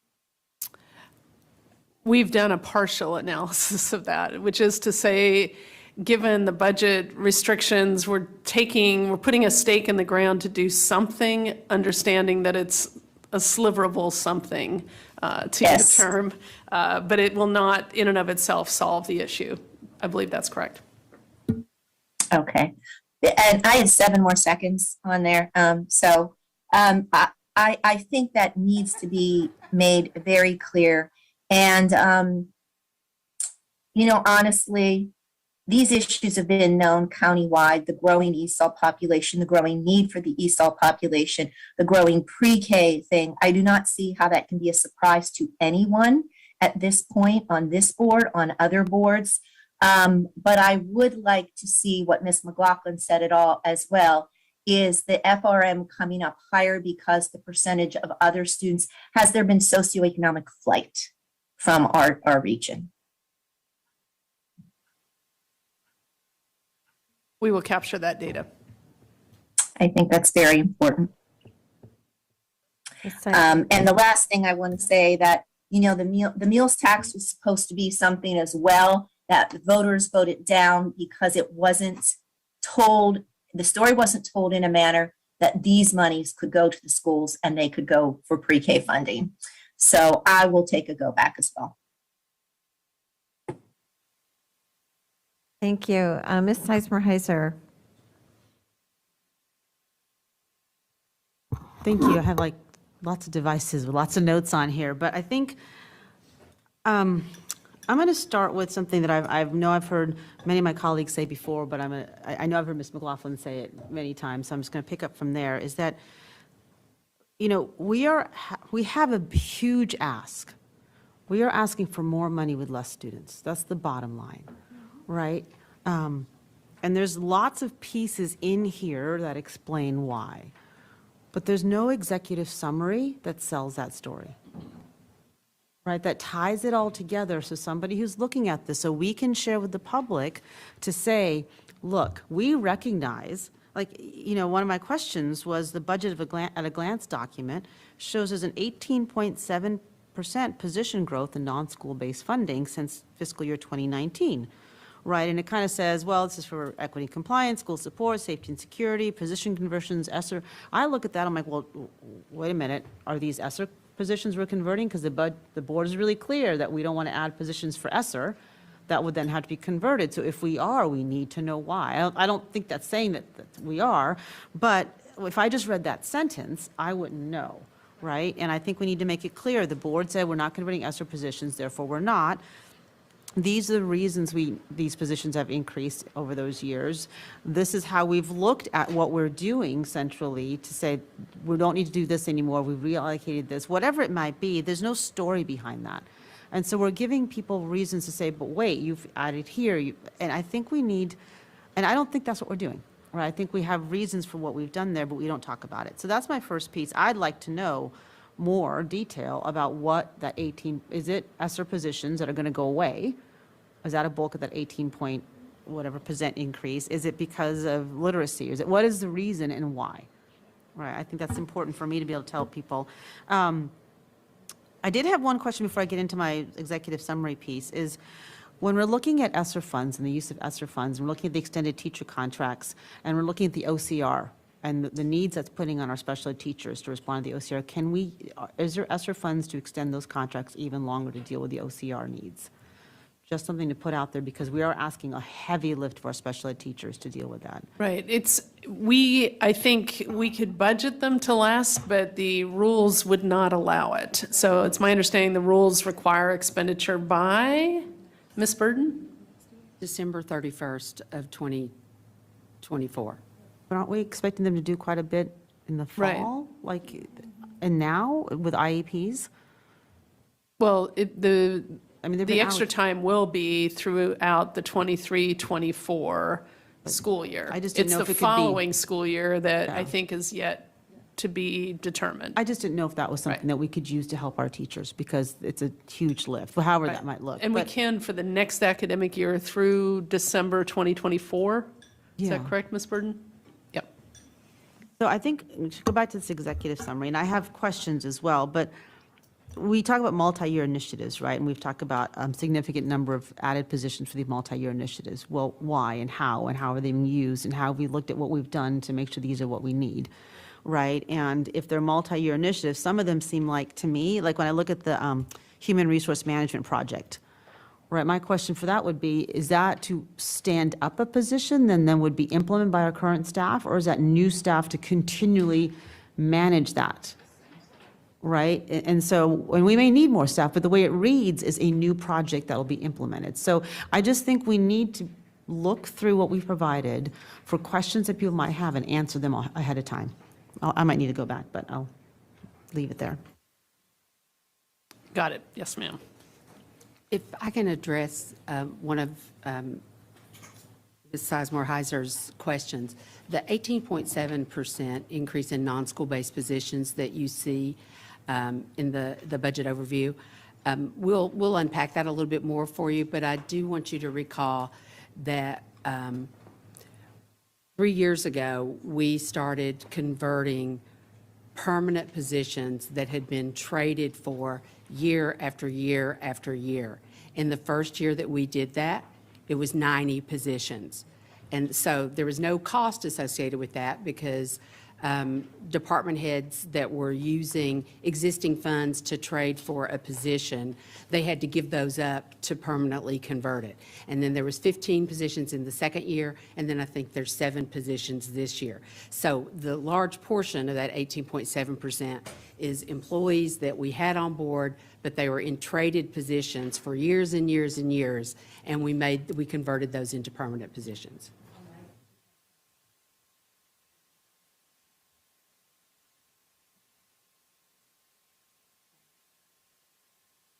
Ms. Samish, would you like to speak? Yeah. Thank you so much. And thank you to staff, as always, for your work. I guess I have too much that I don't know where to start, but I'm going to try. One is, just in terms of these projections with ESOL and then FRM and even SPED, and I think that was shared that the numbers were suppressed or something, so we didn't have access to the exact data.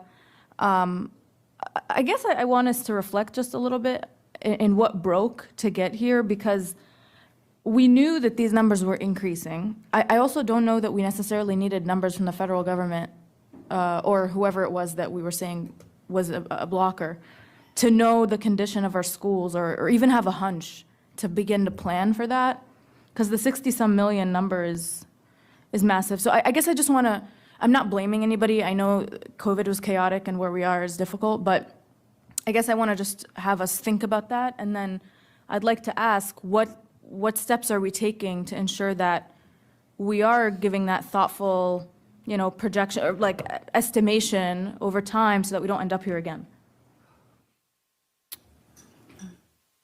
I would say that during COVID, it was difficult for us to know how many of our families were actually FRM because of our free meals that we were receiving from the federal government. So families weren't filling out their forms. And because there was that confusion across the state held us at those initial numbers over 2 years. And so all of our staffing, all of our numbers that were running off of those FRM numbers were based on the numbers that the state said that we should use. September of 2019. So everything was based on those numbers. And again, there was no way for us to project nor was there any way for us to know what the actuals were because our families weren't filling those forms out. As we've come out of the pandemic and our families, the free meals have gone away and our families are applying again, the state has now said that we should pick those numbers up again, and that's what we've done within the FY24 budget. So we were following those guidelines, use that guidance to establish our budgets, and now that that cap or so has been lifted, we're reintroducing those numbers into the budget process. We would have normally picked up these numbers over those 2 years, but because we were held harmless for those 2 years, we're picking up that increase now in 1 year. I mean, I guess that's helpful in the sense that it wasn't documented in the same way. I'm wondering if that, when we looked at like membership trends or predicted, generally we're going to expect wealthier families to walk out. I remember there was talk about analysis of that membership trends report and thinking about even if it's just a guess, but the hypotheses around the reasons and how that might impact things. Has that not come up at all in conversation? So going back to the membership trends, if you remember from the CIP conversation, it was less about families leaving and it was more about families who weren't coming in to Fairfax County when we saw that decrease. So we do take that into consideration, but we really, when looking at FRM numbers, focus on what those actual numbers are by school. And again, during that 2-year period, it was very difficult for us to know what those numbers were. I guess this actually lends itself, and maybe this is the crisis moment that will lead us to a better place, but the poverty numbers that we calculate are actually absurd anyway. Like what we were just saying, 27,000 for a 4-child family is not livable in Fairfax. That's a joke. I don't think you can find a single place here that you can rent as a single person for $13K a year.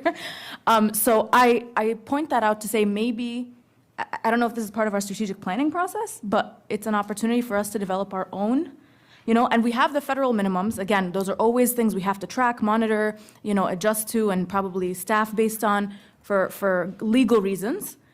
But then we have more to work with here. It doesn't have to be the federal minimum that will get us, to lose accreditation, right? It can be a threshold that we put to set an ideal of, we think it's Fairfax County poverty rate is estimated to be blank. We want to work towards ensuring that we support our kids if they're within that number. And we might not be even close to that goal yet. We won't be right now because we've been basing it off of that minimum.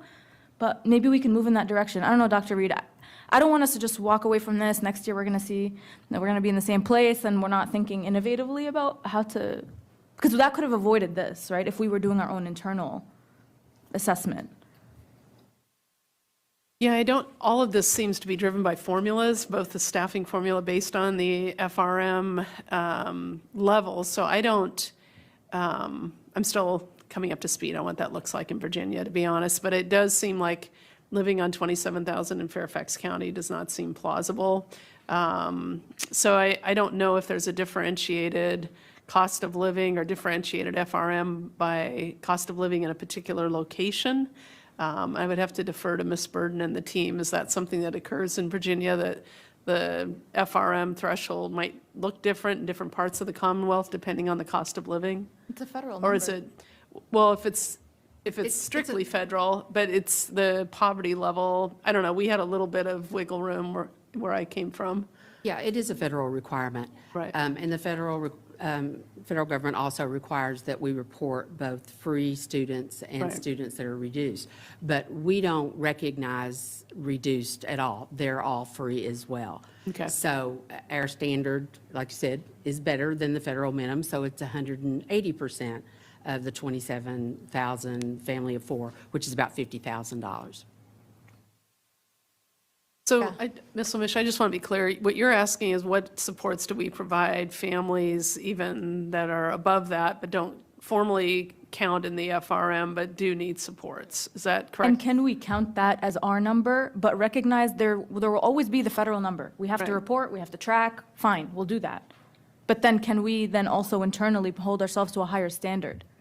We would certainly want to partner with the County Board of Supervisors on that, but I think it is an obvious next question. So I think it's a thought worthy of some interrogation. Because what happened here with the projection, I think, could have been avoided had we had our own. And that's no fault of y'all's. It's just where we are. Okay, thank you so much. I'll take a go back. Thank you. Ms. Pekarsky. Okay, thank you. Thank you, everyone, for the presentation. I think we've had a lot of great discussion, and probably the best part of it is nobody has said, oh my gosh, this is way out of left field. So, and I agree. I think Dr. Reed and our staff have done a good job of trying to hit those priorities that we identified in October and November, and compensation being and retention a chief priority right now, as we still struggled, and as was brought up, where we're going to find this new staff that we may need. I think, we've talked about this before, but I think that warrants a more in-depth conversation about what discussions you are all having, what your long-term plan is about this. We've got the little patches, the extended contracts from a few, but, our ESOL teachers have huge caseloads. I mean, we don't bring that to the table to discuss, and if we're not able to, hire enough staff to cover some of these higher needs, they're going to be having even more burdens. So I think as we continue to talk about this, we need short but long-term plans as well. So I would like at some point to hear what are your ideas around this. I know we've at different times brought up suggestions that maybe we have to have some differentiated contracts, and I personally think now is the time to be having those discussions. So that's my first point. My second point, I think it was Ms. Keys-Gamarra, I'm glad you brought it up. We do have high needs. We've had them for a while. We need our state to help us. It's not just local school system and our local partners. This is a much bigger problem than we can help solve on our own. So I love the executive summary idea. We need to do a better job of telling our story. What is our story? Where are we? Because to Ms. Marin's point, I mean, I meet people every day, 5-10 years ago in FCPS, and I'm like, what FCPS? This is a completely different school system these days. So I agree with you, and getting that in time for our advocacy day down there, I think will be very helpful to us. Two things that others have not talked about that I'd like to, kind of dive into a little bit more. The middle school athletics. I know when I've talked to some of our staff about after-school programs, and, I've discussed with you the necessity to have more uniform. One of the things that I've been told is that, it's difficult for us to get staff and to have people volunteer to stay. So how do you see this being impacted by that hurdle? So I think that we're going to need to go out and recruit early. We're talking about cross-country and track, cross-country in the fall and track in the spring. And I think we're just going to have to go out and recruit early, and hopefully the excitement and the fun of being out and being healthy and being with our young people will lure lots of applicants. But I think sometimes it's also a structure to work within, and I'm really looking forward to working with Bill Curran as well to do a coordinated effort and support our young middle school students in doing something healthy after school. I ran out of time. I had more on that, but I'll take it next. Thank you. All right, I'll follow up for you. I'll just take a few minutes here. At first, I would like to really give a huge thank you to Matthew Norton for diving into that data and information for us. I have heard some of those charts explained better than I have ever had them explained to me, so I really appreciate it. Those are our big numbers. That's a big topic, and we have lots of additional information we've requested, so we're going to keep you hard at work on this. But I thought I might focus on some of the smaller dollar items that were in here. So the middle school athletics, I know I said to Dr. Reed, the number was only 0.6 million, and how can we possibly do that? I do want to tell the public, and the board members, if you haven't looked at the budget overview document that is available on our website, it helps a lot explaining the details and what the plan is, especially around the athletics. I'm super excited about the potential of that program. I did want to take a couple of minutes. Cybersecurity has been such a huge issue. Over the last several years, it was something that our Technology Advisory Council that we had during the pandemic really focused in on. So I know we have been growing that program over the last couple of years, so I wanted to hear a little bit more about how this budget item fits in with that. So thank you, Ms. Tolan. At this point, I'll turn this over to our Chief Technology Officer, Gautam Sethi, to share the growth of our cybersecurity program over the last several years. Yeah, happy to. There's certainly been internal investments, as we talked about initially, but how do we take existing resources and prioritize those towards strengthening the program? So over the last 2 years, we've used those internal investments to grow the program. Cybersecurity will continue to grow in terms of its needs, right? Till the federal government or the state governments come in and provide some relief, we will all individually have to keep spending more and more, whether that's buying new software, new tools, bringing on more people to be able to have the eyes and ears on the ground. So these resources are going to add to the current pool of resources and help us keep answering the challenges and the questions ahead of us. Mr. Sethi, I think you had shared with me the growth in personnel in cybersecurity went from 1 employee to... Well, almost from zero, right? We created the first position, made the cybersecurity program. We moved about 20 internal resources into the initial program. And those were correlated to cybersecurity, but certainly ability to grow into that role. We also, last year, I think we added 5 positions as part of our budget request. And this is another addition into the program, which is very welcome.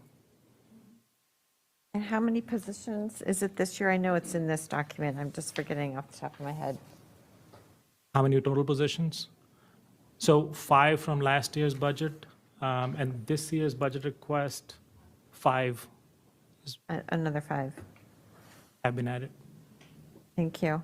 And as Ms. Burden shared with me, another example of that repurposing by department, Mr. Sethi has done an amazing job within his sphere of IT to create the cyber security office and fund that with positions out of existing resources, in addition to additional asks for moving forward. Great. Thank you very much. The other one I wanted to ask about was under safety and security. We have 0.4 million, which again is a relatively small amount.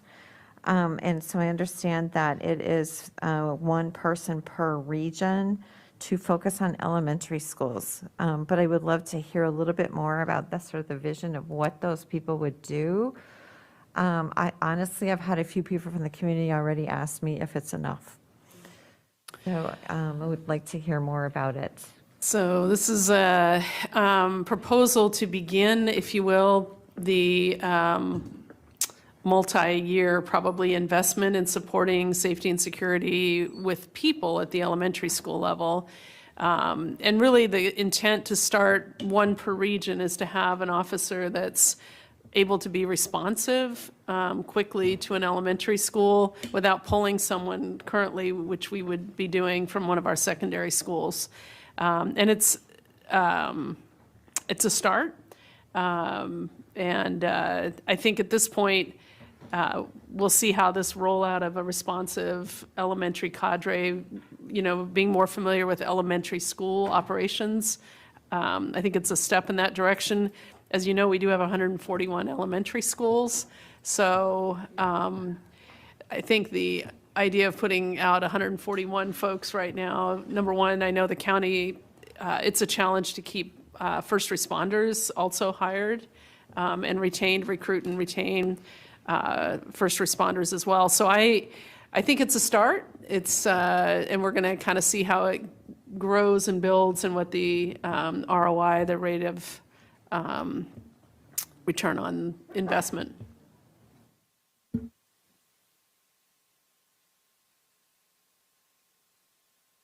I also wanted to look back to you have in this budget overview, the WABE cost per pupil. And I was just curious, looking at that chart, it just had brought to mind a couple of questions for me. So we have $18,772 as a cost per pupil. But then with the breakout that you did for us today on different types of students and the increased needs for the different types of students, is that included in this 18,000? How does that impact this number? No, this is fiscal '23, and the fiscal '24, I think, is nearly 19,000. It'll be in the full budget document, but we don't have comparative information because every division around us has not released their budget yet. To compare.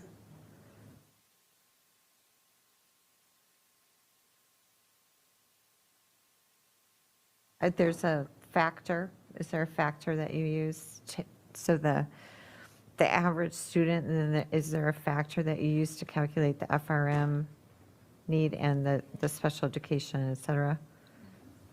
Is that how you come up with the overall?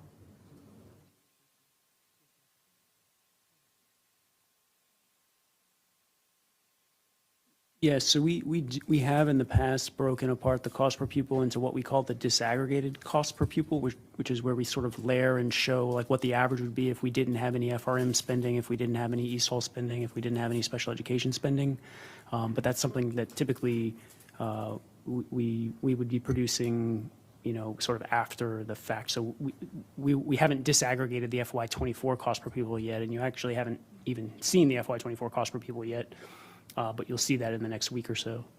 And then, after that is when we would start to look at, disaggregating and things like that. So we can look at our disaggregated costs by these need areas, correct? And then, right. And you could go back As to a we prior year's go further down the document road. And then, but might be, and then, do you have that information, even over the last couple of years, compared to other districts? Like, as demographics are different. Yes, so we only have our internal data to disaggregate. We have not, I don't believe we would be able to take Arlington and tell you how their FRM affects there without a pretty, I can't even imagine trying to go down that road. Okay, I appreciate that. I understand. Okay, thank you. Okay, so at this point, it is now just before 1 p.m., and so every board member has had a first opportunity to speak.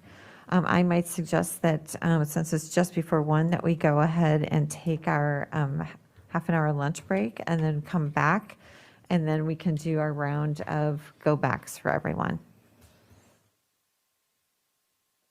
Looks like everybody's okay with having lunch at this point, so yeah, so let's be back at 1:20 to begin our afternoon discussion. Thank you.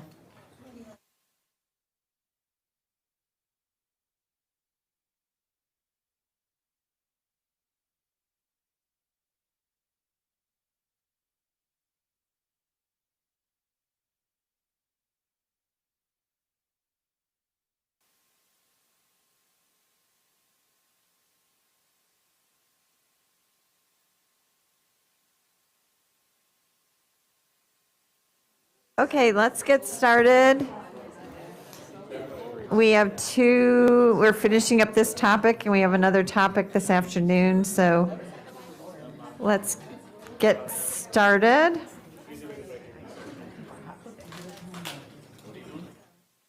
Ms. Helen, can I address the last question? Yes, that we we're going got? to do that. We're going to do that. So before we have our board member go-backs, we wanted to just get a little bit more information on the discussion we were having just before lunch on the per pupil number and how that is calculated. Yeah, on the equity profile page on FCPS's website, under the cost per pupil information, we do disaggregate the cost per pupil. Now, this is from fiscal '21 because there's usually a couple of year delay in calculating because it's a pretty heavy lift and we do it after the budget is adopted. So this is for fiscal '21, but you can see the WABE cost per pupil in the first column, and that's what it was in fiscal '21. And then the gen ed cost, general education costs with everything scrubbed out that's for the other populations. And you can see that the needs-based staffing is about 10% more, ESOL about 30% more, special ed about double. And then Matthew had wanted to provide Yeah, some so comments. again, just recall that this is for FY '21. We've had a few years since then. And what I would suggest and expect is that the data that we were going over this morning would lead us to believe that these differentials are growing within our division, right? And so it shouldn't be rocket science, that we may expect that 10, that 30, and that double to, well, the double less as much, but the other two may be increasing is kind of the takeaway. And again, you can find that if you just search on our website for equity profile, and then there's a button that says cost per pupil and it provides it.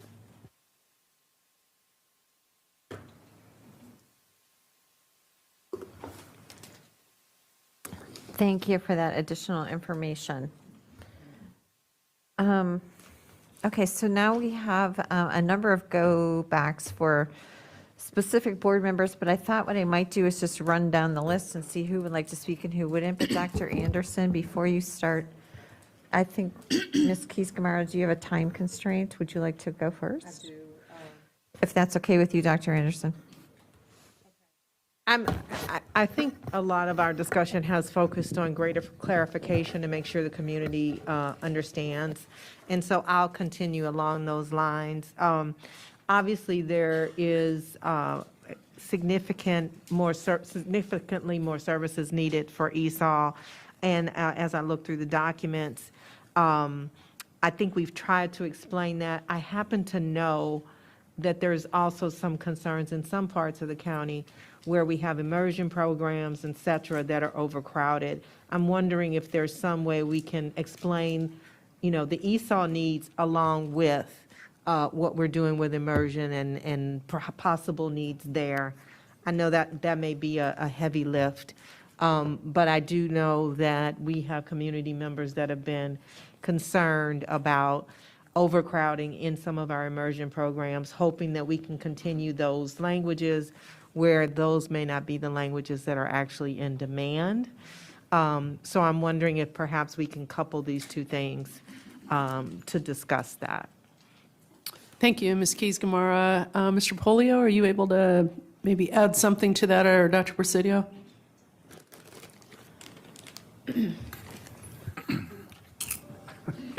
you don't mind, and I did hear the question, but if you would just kind of restate the thrust of the question, what you're most interested in. So I think many of our questions today have had to do with making sure the community understands what we're doing and how it ties to the budget. Obviously, we have significant more services needed for ESOL students. I think tangentially related to that is some of our immersion programs that are overcrowded at this point, and parents not necessarily understanding how we're making those decisions. So I'm wondering if perhaps in explaining the budget, we can explain how we're dealing with those issues and how it could have a budget impact. Yeah, no, thank you very much for reframing that for me. We have two different types of immersion programs. One is dual language immersion, and that's where we have both native English speakers and native speakers of the target language.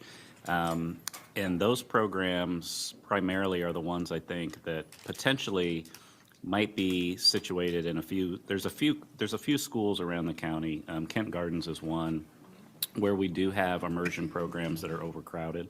But we do have two types of immersion programs, the dual immersion and one-way immersion, where all the students are learning that target language together.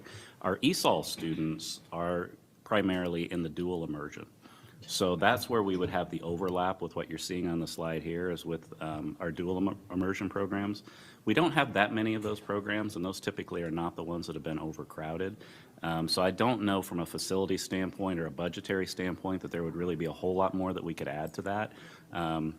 It is an efficiency from a budgetary standpoint because when our English learners are in those dual immersion programs, they're able to get a lot of support and services within the general education classroom, and that does help provide some cost efficiencies to the educational services that they're receiving. But I don't think there's a whole lot more that we could really add on the budget side of that. If we could just be mindful of what parents are having questions about, and I took about 20 seconds to explain that to you, and they took my 20 seconds. I want my 20 seconds back. Let's see.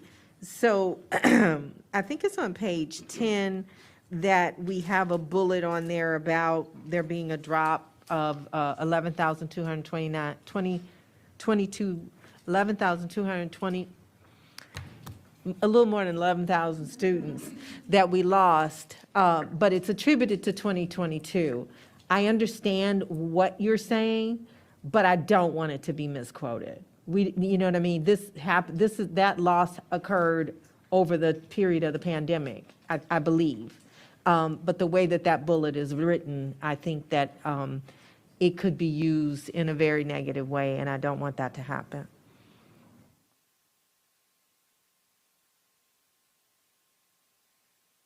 You are correct. The actual decline in student membership happened in FY21. From a budgetary perspective, we did not recognize it until FY 2023. What I would say is it's that middle year, FY 2022, where we really had a decision point as to the hold harmless, right? In FY 21, we would have been just in the beginning throes of the pandemic. And so I don't really feel like there was a huge decision point for us to make as a division. But in FY 22, certainly the decision was made to maintain projections at that high level, which kept resources in the classroom. And we would have had lower class sizes than we otherwise would have as kind of a direct result of keeping those additional resources. Then in the FY 23 budget, we right-sized, we acknowledged that reduction. From a projection standpoint, it was from the prior year's projected enrollment to the FY 23 projected enrollment. We're not talking about a change from actual enrollment. We're talking about a change from projection to projection because that's what drives the costs in the budget. And so that's where that 11,229 number that was unfamiliar to folks is because it's really a change from a projection to a projection. It doesn't really have any play with our actuals. It was to try to get us back in line with our actuals. Okay, thank you. And just real quickly, I realize I'm at zero now. If we could get more explanation of what we're doing regarding the achievement gap, I think when I look at it, it's pretty sparse. Thanks. And I just want to reinforce what Matthew just said about budget development, is that it's based on projection to projection. And while actuals are very important for us as we think about how we're spending our dollars and how we're impacting and supporting students, that as we develop budget from one year to the next, it is based on the projection that we had from the previous year to the projection that we have going forward. And then we have the ability to make those adjustments as we get into those quarterly budget adjustments that we see regularly throughout the year. Thank you. Dr. Anderson? Thank you. On page 5, you talked about the contractual investments for 14.6. Can you give a little bit more detail or point me to where that detail may be located, if there are appendices, about what that would involve? The contractual increases, of the 14.6 million, 7.5 million is cost increases for utilities, a couple of million for information technology, for student analytics and different licenses and software. Financial services also has some contractual items like W-2 processing, the annual OPEB evaluation, those kinds of things. And then facilities and transportation has some cost escalation as well. And then inflation for instructional services, human resources, copiers, chief operating officer, and the total's 14.6 million. Thank you. It would just be good to just have that so that we avoid this question. I also want to say that I'm very supportive of that executive summary that was talked about earlier. That makes lots of sense to sell our story. Page 6, where we're talking about the advanced academics, I would love to hear two things here. One, what are the expectations as per the report recommendation? I know that the report said that Section 4, Part 1B, talked about having an ART in each school and having more than one ART in Title I schools and at larger schools. What will this entail? Who are these people going to? Because I know this is personnel.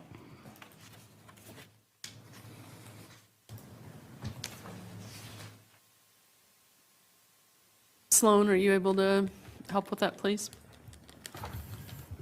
So we're looking for the phase-in timeline ourselves, but this is year 3 of the phase-in of those recommendations that the board supported to get to those staffing levels of full-time AARTs in each of our elementary schools and half-time AARTs in each of our middle schools. There was not an additional supplement for Title I. I guess I would have to look at the year 3 phase-in. The other question that I have is also that report provided a recommendation for us to have local 4 services in all of the middle schools. I would be remiss if I didn't share, if we had local level 4s at each of our middle schools, maybe the overcrowding at Glasgow wouldn't be as exacerbated. So I would love to hear, when are the rest of the recommendations going to be part of the advanced academic work? So we've got the full report here. I'd have to go through each of the recommendations, but I would say as it pertains to expansion of level 4, we of course were working on that at the elementary level. That's where those recommendations were largely focused, was at the elementary level. And we've got a couple schools that next year will be, I think we have 7 schools, if I'm correct. Noel's looking for the exact data, that still need to be phased in, and they'll phase in next year. And then we are working on some different options for middle school as well, which I still need to talk to Dr. Reed about, and we could certainly talk to the board about that at a future, in a future conversation. And I think you and I have a meeting scheduled for February 8th. We can talk about it a little bit more then as well. Yeah, I think that's important, because when we look at the CIP, just kind of connecting the dots between these two initiatives, programming is a big part, and it aligns with the recommendations here. The other thing that I want to raise is the staffing needs. I know Karen talked about this just a little while ago, and it's one of my questions that I do want to highlight. We need ESOL teachers, we need ESL teachers, we need ART teachers, we need pre-K teachers, general education teachers, JET teachers. Wow, what is a plan and how to prioritize? Because I know in the beginning of last year, central office went out to do the work. Great, but not ideal. How are we prioritizing amongst all of those needs? Dr. Reed? I think we have to prioritize the classroom first. I think I've been consistent in that. And we want to make sure we have the highest quality educator in front of every classroom full of students, number one. Following that, we'll look at support positions at the central office. Okay, just one quick statement. I want to be sure when we're talking about capturing the FRM percentages, how are we capturing that information for the 14 CEP schools, which are not completing those documents necessarily at the school, so that we don't find ourselves in the same place next year? Yes, so we do have CEP schools that at one point in time were all being given the exact same free and reduced price meals percentage because that's the way the feds and the state had given guidance on how to calculate them. We do have an option as a system, and so what we've opted to do going forward is to actually use their true FRM rate just like any other school. And so that is some of the change that's happening in the FRM rates. But I will note that every one of our CEP schools is already at the top band, and so from a staffing perspective, none of them are affected. But we won't have a true FRM rate because parents are not completing the document per se, just the 40% to meet the CEP. So there is some guidance from the state on how to accommodate that in the form of what's called direct certification. And so there are, without having to fill out the forms, there will be students who are directly certified as FRM, and we'll use that percentage. I'm not with you, sorry. I don't understand. So Dr. Anderson, there are students that are receiving other federal or other services, I should say, like TANF, and so we get that information, and that, so without filling out the form, We are provided that information, so that's what we mean by direct certified. They're receiving other services. But you only need 40% to meet that threshold. What if you just get 40% and nobody else completes those direct services documents? True. Yeah, so what we're doing then is taking direct certification and then multiplying that by a factor that the state provides. Is it 1.615? And that's how we are determining what their FRM rate is on a school-by-school level. Again, though, I do want to make the point that every single one of our CEP schools is falling in our highest FRM band. Right, and I appreciate that. I just don't want us to be caught up in the same situation that we are right now, where we're kind of not making it up, but we are trying to recapture what we didn't have in the previous years. I just see this as a space where there's a gap. And when we're talking CEP, we're talking community eligibility provision for free lunch for students. Yes, for all students within the community school.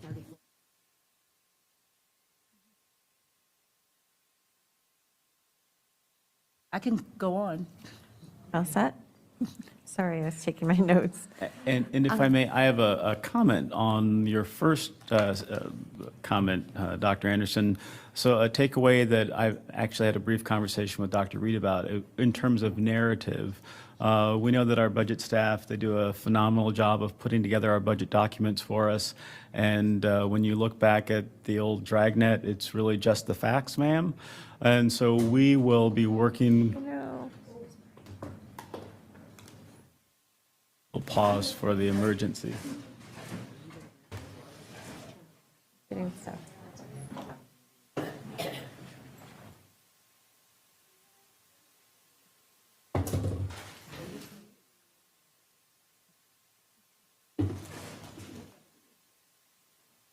Wipe off her computer.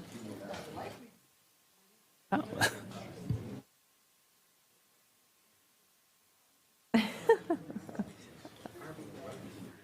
I know, I feel useless.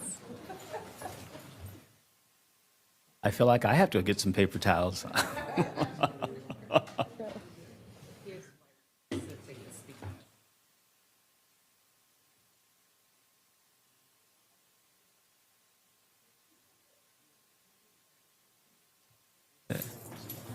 So this is an answer to your comment, Dr. Anderson, but it's for the entire board that we will be working with the Office of Communication and Community Relations to help create that narrative so that in addition to just talking points about the budget document itself, we will create that narrative that will help carry us through the entire budget season. And then secondly, I know that normally by this time the board has a copy of the budget document itself along with very detailed information about the budget. Our budget team has worked over the weekend. They'll be working this week, and we plan to have that in your hands by this Friday. So just letting you know that the detail is coming, the budget document is coming, and we hear you loudly and clearly about the narrative that we need to create around the budget.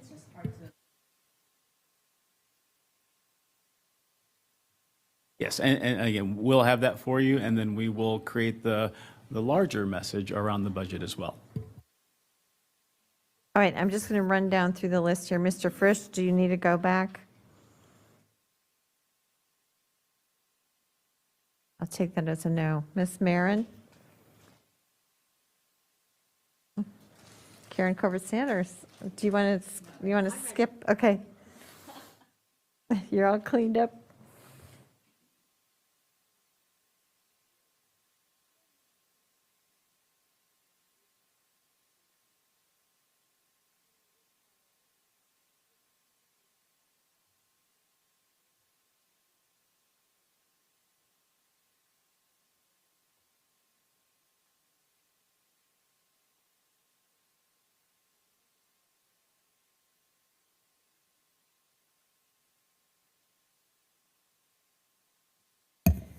I'll try again.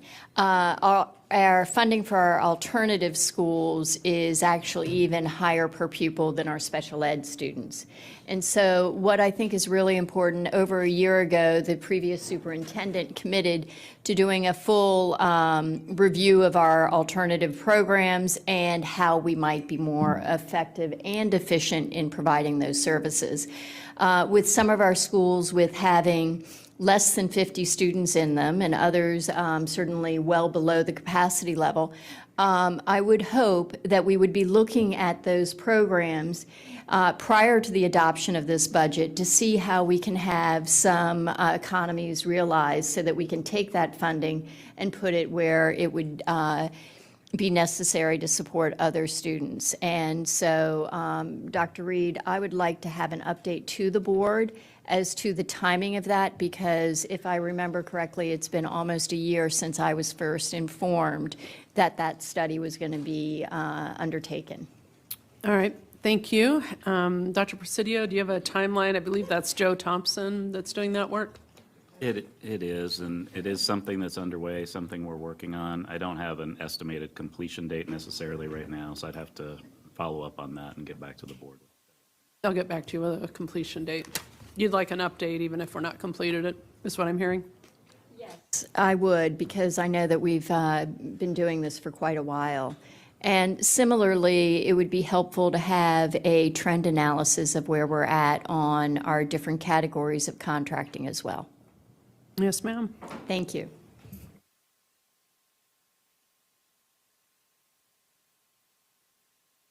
Ms. Cohen? Thank you. I'll try to be super fast. I have a bunch of questions left.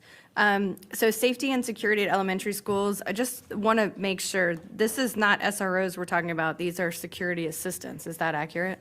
It's correct. These are security staff who would be working with our individual elementary schools. This is not SROs in these buildings. Excellent. The other is compensatory services, that line item. Does that include money for providing those hours? Is that addition for our FCPS staff who's working these extra hours to identify students?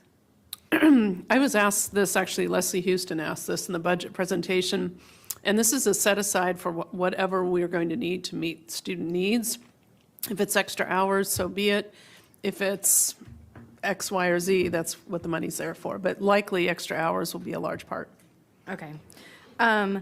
Another question, Mr. Norton, you referenced the enrollment being down, but I was just conversing with Abrar a little bit that we both remembered in prior CIPs that we had already projected a decline in enrollment at this time. Is that right? Speak to that. Oh, Brian is here.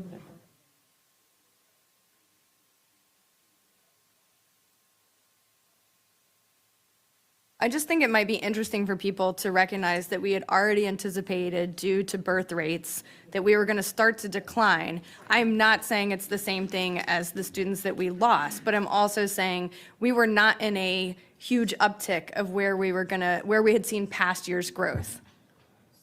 Right, you are absolutely correct that we do have, birth rates have been declining. You've probably heard about it in the news. I mean, they're talking about it in, multiple countries in the world. But so, from that perspective, we're sort of in the same boat. So yes, births 5 years ago are, have been declining. And so that would have affected our kindergarten. It would have not been the substantial drop that we saw. But yeah, we would have seen, and we already do have smaller cohorts of kids at kindergarten, first grade, second grade, third grade than you see in our middle schools and high schools. And we had spoken about seeing those enrollment increases year over year, but not at the same rate that we were seeing. So it was sort of a contracted enrollment increase. Yeah, because I think much has been made about losing 11,000 students, and that's not where we are, and it's not where we were going to be. Our numbers were going to be different anyway. Again, I know COVID was, a big blip, but I guess another question that I've gotten from some parents is conversations about optimizing bell schedules, Dr. Reed, because we have so many schools that want to provide before and after school services to their kids, especially trying to help some of them with math and reading in particular. And we've already discussed in multiple forums how difficult it is for us to get staff to do that. And so there's been some conversation about bell times, especially with our elementary kids, that we have some schools that get out at 4:10 p.m. And by the time, if those kids stay after, their late bus is 5:30 at night. We know that we bus some kids up to an hour. We have kids getting home at 6:30 at night, which for our elementary schoolers was about an hour before bath and bed. So I wonder, again, as we go delve into this, I don't know what the cost to look into that, but if it's a budget question, okay, or is it an optimization question? I would say that when we look at optimization, some of the things that Dr. Reed talked about earlier when we focused the conversation around boundaries. So as we look at where students are and to lessen our reliance on buses for transportation, we could then reallocate some of those transportation positions to help make an adjustment to some of our bell schedules. Right now, bell schedules are driven a lot by our transportation needs as well to ensure that we can get students back and forth to school. But if we look at this holistically to see where students are, again, reducing that reliance for transportation staff to get students to schools, if we're more focused on neighborhood schools and then reallocating, we might have an ability to impact that. We'll see some things, hopefully. We've just reintroduced the RFP. We explained to the board in it will be coming in the Tuesday letter, that the RFP for middle school start times, we've had to re-release that. Hopefully somebody will provide a bid for that or an offer, and that will be part of that discussion as well.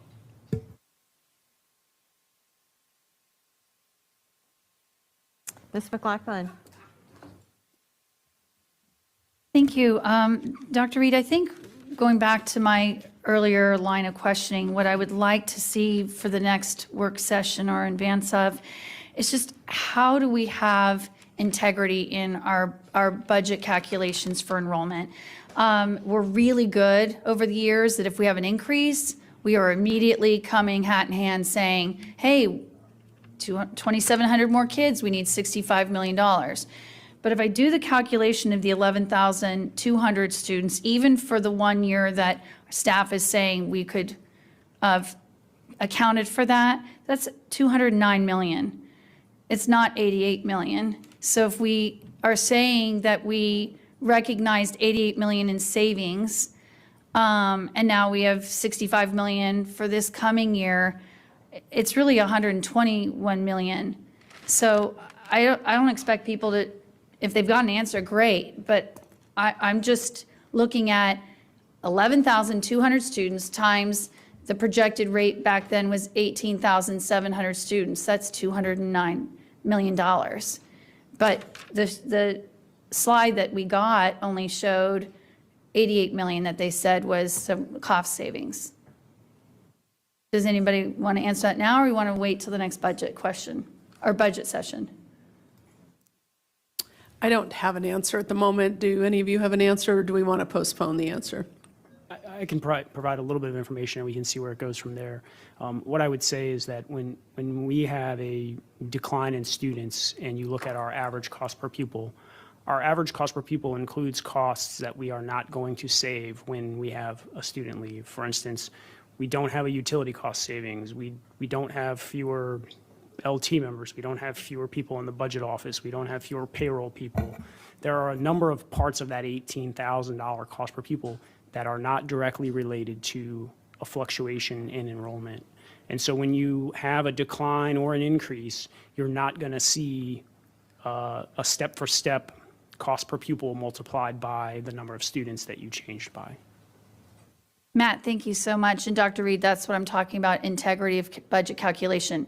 If it doesn't, if in the inverse, we lose students and it's not a one-for-one, in the adding in, it's not a one-for-one either. So I think there's some budget calculation. If we really want to have our stakeholders support what we're talking about, then we need to have some homework in the math.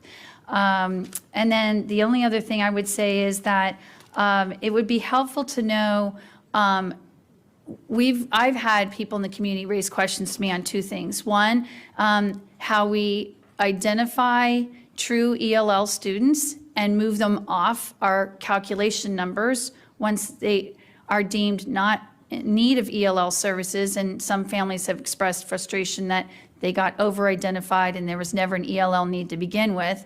And number two, with FRM, I have had people in the community tell me their families temporarily qualified for reduced meals, but they never move off the rolls. So do we know non-COVID wise that with Fidelity, all 200 schools are having our FRM roles reviewed and updated on an annual basis? Yeah, the state allows us to carry over free and reduced kids eligible every year until October 30th, I believe. And then as of October 30th, the students that were carried over come off of the list unless they are directly certified through the state or they have completed an application and are deemed eligible. So that is revisited every single year to make sure that we're not just carrying kids over. Okay, thank you.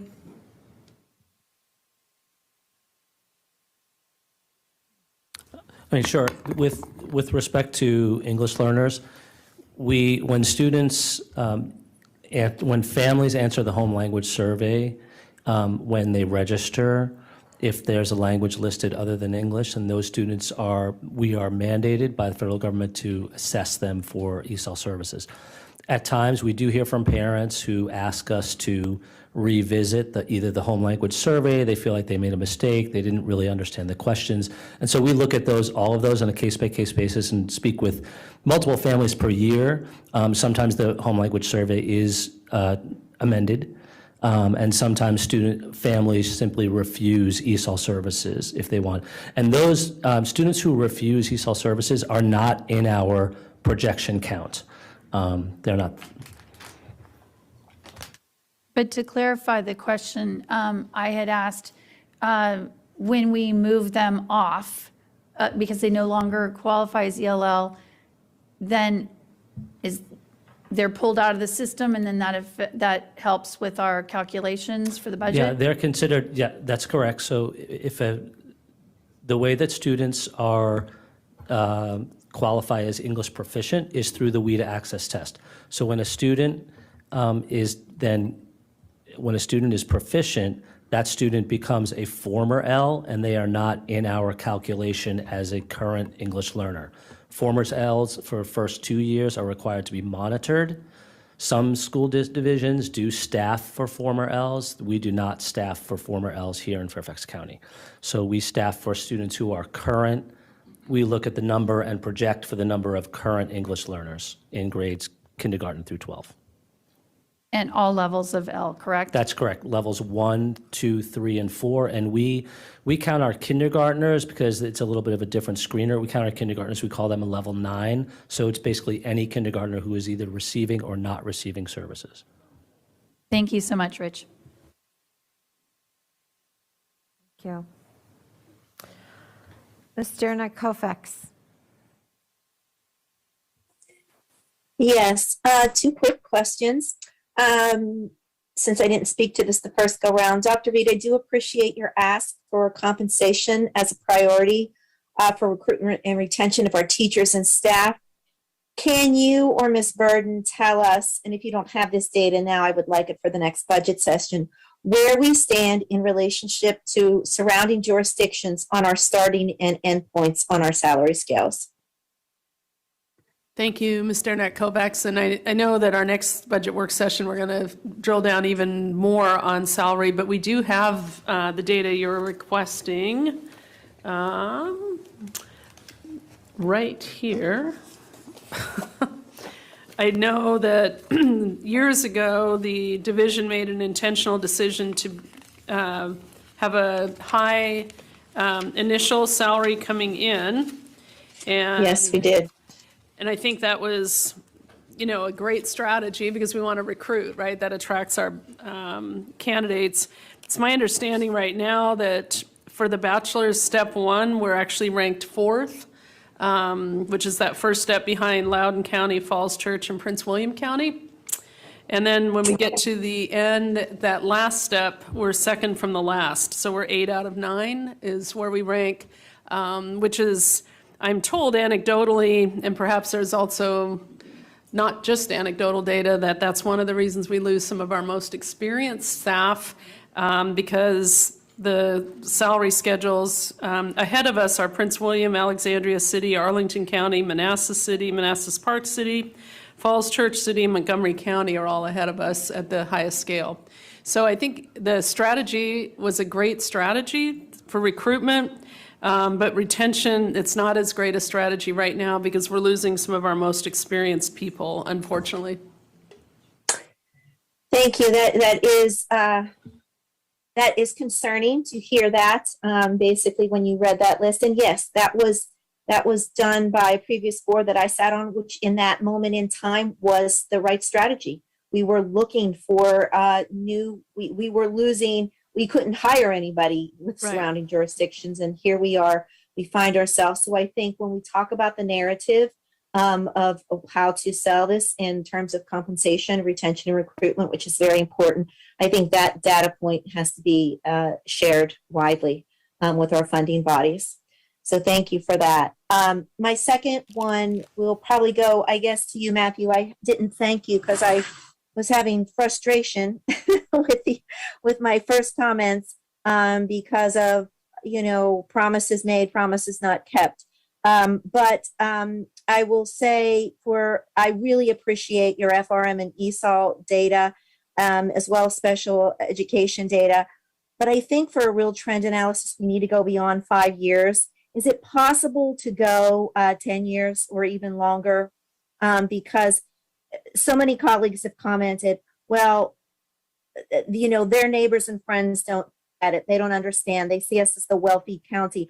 I think we really need to show the increases in population and what that means to making sure we address the needs of these kids who are in poverty, who are new to our country and new to our community, as well as special education. So can we go beyond that 5-year analysis? Sure, we can do that. Okay, and Marty, I will happy be to talk to you online, where I don't want it to be a labor intensive thing, but if we can do 10, and if you feel like 15 will yield, even 10 and 15 will yield better results. Thank you. Is that it, Ms. Koufax? Yes, thank you. Okay, and just to reiterate, we will have a much more extensive discussion on just the compensation piece of the budget at our next work session. Ms. McLaughlin? Do we have time to take any more questions since we don't start till 2:30? Well, let's get through everyone's go-backs. We haven't completed that yet. Ms. Amash? Thank you so much. I did have a question earlier just about what process we took to prioritize with the budget. There are a couple of pieces that I'm a little bit confused about how they ended up there, only compared to some other needs. Just want to make sure we're being thoughtful in that way. So I don't know, Dr. Reed, if you can share about that a little. So which items? I'm trying to, on the itemized list or the multi-year list, or? I mean, one thing that stood out to me was, I wanted some more understanding of like the high school counselors piece or. Oh, okay. But it's not even that specifically. To me, these pop out to Abrar, but, I'm thinking of how we've weighed the various things Sure. and the things that I don't even know are needs that are potentially screaming, but we're not hearing the screaming, right? Right. So I think what I tried to do, and I think what staff tried to do, our budget staff and senior leadership, as well as, you as a board, is you provided a resolution with sort of those items or those goals broadly that you expected the budget to be responsive to. And I think what we tried to do is make sure that we provided, number one, the recruitment and retention of staff we felt was a high priority, and we've been losing ground a bit in that area. So that's critical at every level. The pre-K, I think we've addressed, has been a concern. Achievement gap closing strategies, I mean, that is our work moving forward, I expect, with our strategic planning work. The multi-year continuation, whatever those projects were that we began, we wanted to make sure we continued. And then in terms of some of the sort of what I would call smaller budget items, the security, the counselors, athletics, cybersecurity, et cetera, the pilot with our ISTE, international tech partners. We want to make sure that even as we continue to put out fires and close achievement gaps and provide each student with that mountaintop experience, that we also have some part of the organization facing forward and looking at what's next educationally and what's next in the world that our young people are going to be facing. So trying to provide as much attention to as many topics as we really prudently could, given the financial constraints I think we were sitting with, was the plan more than anything. I'm sure there are other needs, right? But trying to be sensitive to elementary, middle, high, different programs, overall supporting the whole child and a world-class education here at Fairfax County. Yeah, I mean, there's nothing that is on here that I don't think is valuable. I guess to me, I'm always, keep coming back to this every year, but how are we assessing the needs and then assigning urgency to the various needs to be able to put them in a way that is truly equitable? I don't know that we're doing that. And this is still reflecting kind of our conversations. We're on the ivory tower somewhere, not really, you know. So I don't know. Hopefully we can do this differently in the following year. I know this is you picking up from, yeah, go ahead. If I might, until we have a clear strategic plan, it's really difficult to assign a needs-based resource allocation directly to a goal that you're, as a public body, going to measure, right? Does that make sense? So like my hope is that in May, when I mean, there are a lot of voices at the table that are going to come around, I think 3 to 5 goals, that's our North Star till 2030. And then it's like everything, next year when we come to you with a budget, it's going to have to address the attainment of those goals based on the measurements you set. Right now, it's a little bit of it's a little more loose, I guess, a little less aligned. But once we have that plan, everything moves in alignment with that. No, that's fair. I appreciate that. I mean, I certainly did appreciate, you know, kind of the staff pieces in here and then the achievement gap prioritization of that. This is really the first time we're intentionally, you know, putting a budget item on that. Which brings me to kind of another piece. I know I mentioned this the last time we discussed the budget. There was a placeholder from before for a multi-year ESOL staffing and then a separate multi-year language interpretation services increase. They're not reflected here. That's something Dr. Brabrand had put in place and was meant to carry over. I want to make sure we don't lose the progress that was made to get that moving. I don't know where that is. Yeah, that original plan was 50 ESOL teachers per year, and I believe we did that for 2 years. And then there was an add of 10 positions out of ESSER funding back in August of 22 when we were looking at the ESSER funds. But we did not add an additional 50 this time because the 17 million that is a result of the ESOL staffing standards being applied to the ESOL enrollment will generate about 160, 170 positions. And so we did not put another 50 on top of that because of that. Okay, but I guess that the number you just mentioned will put us in a place where we're still meeting the less than adequate ratios, right? And that additional 50 was meant to improve on that ratio. Yes, and we have improved on the ratio, and we certainly, you know, exceed any of the state standards, the SOQs Right. On ESOL. But the 17 million that we have in the current year budget will push those numbers to even better as far as a comparison to the state standard. If I might add to that topic, Ms. Omesh, I think I was really struck by a data point, I think, Rich, that I thought I saw in a document that came across my desk, and I believe it was that 71% of our staff work with ESOL students, even if they're not providing direct ESOL instruction. So I think one of the things as a division and as a country we're going to have to come to terms with, some states require ESOL certification of all teachers that get certification. And I think we're going to need to think about what does universal design for learning in terms of staff that are working with students with special needs in an inclusive setting, what requirement would all staff need to have, including administrative staff, educators in the classroom, be they certificated or otherwise, and same with ESOL, right? Like what is the credentialing or what is the professional development that provides a certain level of understanding for everybody that touches the educational experience of a student? Because I don't think we're going to, it's almost like siloing services, right? We're not going to find enough staff that have that level of certification, even if we put it in the budget, is a concern I have. Rich, was my number close? Yeah, it actually was right on. Well done. Okay, I thought I remembered. 71% of our teachers work with English learners on a regular basis. Thank you, Rich. Sure, but there's still the ratio that's it's 1 to 40 something the last we checked, which is why we did this, I mean, it's unreasonable to expect kids to learn any English in a setting like that. So I hope that doesn't get lost if we're not going to do it this year. There's the following year. And if you could just answer the other piece, the language and interpretation services part. I'm going to have to research that and get back to you unless one of my colleagues knows. Okay. Can someone pull that number? I know you guys came up with an estimate last time. We can go around, but I know my time is up. I think the other thing around ESOL services, Matthew, do you have the PowerPoint still? Because we were going to look at did we decide not to use the slide around program exiting? I think it was still in there.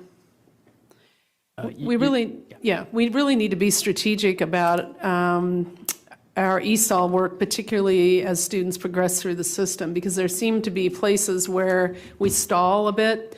And I know that the team is working really hard to think about what, particularly post-pandemic, where we had a disparate impact on achievement for our ESOL students, but where are those pinch points and how do we really strategically and intentionally intervene there so that our students are able to exit at a rate that we feel more comfortable with. I think this is the progression chart. And I think what we're seeing is that in 2022, there was a real drop. And again, that's post-pandemic with students coming back. But we need to get back to a place where the students are exiting the program so we can also lower caseloads because there are fewer kids because they've exited out. Does that make sense? I mean, so there are a variety of ways to get at this, I think. That was my time. I know those are two separate pieces, though. I don't want to lose the language and interpretation piece to the ESOL piece because that's just making sure we're communicating with families. And that was a massive number we came up with last time to estimate the need. Yeah. Yeah, 98 million, which we have not made any progress on. So I'm not, I think let's take a closer look at that and also kind of the technology that we've been able to utilize, Mr. Sethi, because I know the talking points, I don't know if some of those are helping, but 98 million is a big ticket item, so it's something we need to take a look at. Thank you, Ms. Omish. Thanks. Thank you. Got it on my list. Ms. Sizemore-Heiser. Thank you, and I appreciate, there's a lot, right, to unpack, and I do appreciate the fact that you are presenting a needs-based budget. Well, there's, of course, additional needs in additional areas, but I think that's in some ways the messaging. I don't mean to keep harping on this executive summary, right, but I think that's the messaging. We believe in needs-based budget. That's what equity is. That's how we make sure we close these gaps. However, the balance of needs has shifted. And that's, I think, very important to flag for our community and for our Board of Supervisors. The balance of needs has shifted. And I think I agree with Ms. McLaughlin. Like, I'd like to see a little more digging into the math, right, of the changes of our enrollment. And, if you're talking about overhead per se, like the business rule cost of per pupil versus the increment cost of per pupil, let's dig into that a little bit and see what that looks like. I'm wondering a little bit, I don't see, I appreciate the pre-K needs that you're flagging and the 2 million set aside for the AAR report, but we have quite a bit on special ed between the AAR report. I know that Dr. Boyd is working on a special education enhancement plan, but I don't see any funding here for what may come out of that special education enhancement plan. And my understanding is there's a vision, a mission, a reimagining of special education is kind of the idea behind that. So I'd love to hear your thoughts on how we implement it then. Well, great question. I do know that the enrollment increase identifies by formula a number of new positions for special education, but that, of course, is driving out with our current staffing formula. I would also say that we took in our mid-year review, I think we pulled another 2 million. Was it 2 or 3 million in the mid-year that you approved? I think it was 2 million that you approved last week at the board meeting mid-year review. So that's 4 million. And we'll have to look at special ed funding as well. And any year end, I know we were discussing what options are there. But if we're talking ongoing costs for more staff, you're correct. 2 million doesn't buy a lot of staff moving forward.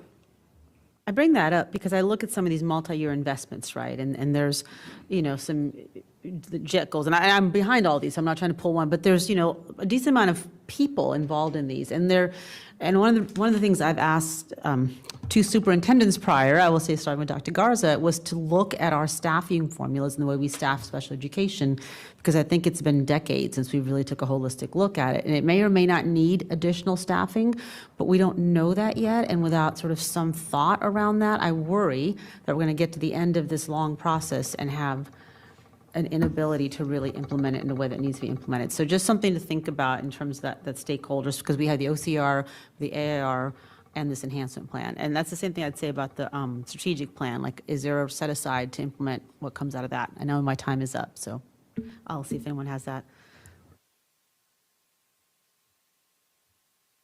Okay, Ms. Pekarsky? So I'm actually going to give you all my time because we are going late today. We have another budget work session, and the calendar, there's a lot to unpack there too, so that's Okay. it.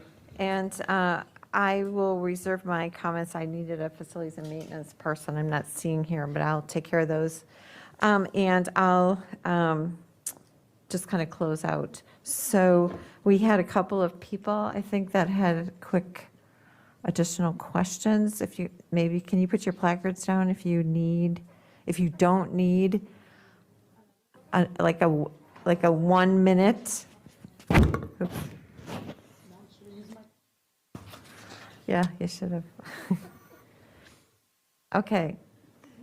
Dr. Anderson, 1 minute. Yes, very quickly. In the conversation earlier regarding the placement of pre-K classrooms, Dr. Reed, you mentioned something about utilizing existing structures, like places where there would be space. I really want to throw in to make sure that we are prioritizing need and not just space in that effort. I know there's a convenience to the space being available, but I would love to hear how need is going to be the driver of placement. So I think need and space and transportation are the three, if I think of a three-legged stool. What we're also trying to make sure is we can get our littles from home to preschool to home again within the transportation structure. But I think if we could go in rank order, I think need would be first, space second, and transportation third. Okay, thank you. Similarly, as we're talking about a statement that you made earlier about space, how some schools have more than others, I want to be sure that we're highlighting some of our Title I schools have lower ratios in their classrooms, primarily because they're Title I schools. So I wouldn't want that to be caught in the conversation, so people just don't think, oh, this class only has 19 or 21, and this other one has 30. There's a reason for that. So I want to be sure that we're protecting that Title I supplement. Thank you. Yes, ma'am. Thank you. Karen Corbett Sanders. I'll be really quick. Two questions. One, this ESOL progression chart is really helpful. What I would love to see is our progression compared to the state and to the nation, kind of like what we've done in other areas of academic achievement, and that really helps tell our story about the why we are investing in this. The second piece is back when we had an economic downturn in the past, we actually cut out most of our summer school programming. We invested in summer school programming with ESSER funds. I don't see anything here about summer school programming. And what assurance do we have that we are going to be leaning in to ensure that we have that continued learning experience for all of our students that need it? So I think it would be an example of an achievement gap closing strategy. So I think that would be a potential funding source. I know Title I also has monies dedicated to summer intervention. And at some point, I'm hoping the board will have an appetite to discuss year-round school. It's something that I am a fan of. I think it around the country where it is utilized, it has a higher staff satisfaction and student and family satisfaction rate. So this budget does not have any, it doesn't have a nod to that yet. But I think even if our Commonwealth decided that was something critical, the summer slide, and I mean, there's just a lot we could accomplish with that little bit of extra. But you're right, there's not a line item for summer school. So if you could come back to us as part of that gap language to also explain your vision of what we're going to be doing during the summer. I know that it's an important area for our students. Yes, ma'am. Yeah, and I guess you should know that the summer school planning is well underway and has been for a few months. It's my understanding that we are going to do enhanced summer school, albeit at fewer sites this coming summer, but there's not any additional funds included in the budget because that is a separate fund, and by virtue of the fact that we use ESSER funds, ESSER 2 and ESSER 3 funds to fund summer school previously, we did not have to add anything because they didn't use their general funds, and they also get an annual supplement from the school operating fund for summer school, so they should have enough funds with what they have currently to be able to provide enhanced summer school this coming summer. I really appreciate that, Ms. Burden. The real challenge is people come and look at our budget documents and think that that's the explanation of everything that we spend, and so we need to be very clear that there are these other funds and how we spend them too. Thank you. Thank you. Ms. Cohen. Thanks. The last thing I just wanted to highlight is we all collectively as a board have had a lot of conversations around the extreme issues that we're having with substance abuse and addiction in our schools. And so I'm wondering if there's any piece of the budget that we're using to better support our students and families, and in particular our staff who are really struggling with these kiddos and trying to find them some resources.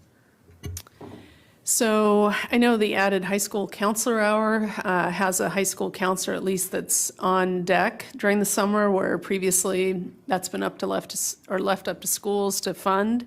I don't know that that's for the substance abuse topic per se. I'd like to hope that middle school activities, anytime we keep students active, we'll hopefully keep them engaged in healthy behaviors. Having said that, I think it's a huge area of concern. I don't think we go a day that we don't have a situation that causes great concern. And I think a partnership with the county, I've heard you all mention SCIPT. I don't know if that's a group that is addressing this, but we've talked about even a treatment school or having supports that are honestly much more significant than what we currently have. And to your point, I don't think there's a particular line item here that addresses that. Yeah, there is the opioid task force, true, correct, yeah. Yeah, I wondered if, as we have done kind of in some previous budgets where we put a line item kind of placeholder dollar amount, just so it stays top of mind in the planning, even if we don't have the bandwidth this year to make, big changes, that would just be my advocacy. I would say we're looking for grant funding. I asked Dr. Presidio's team. I know there's some of our principals. We're working on a treatment school grant application. Some question about whether that was the right grant or not the right grant, but I think that there has to be grant funding, and this has to be a shared priority with our County Board of Supervisors.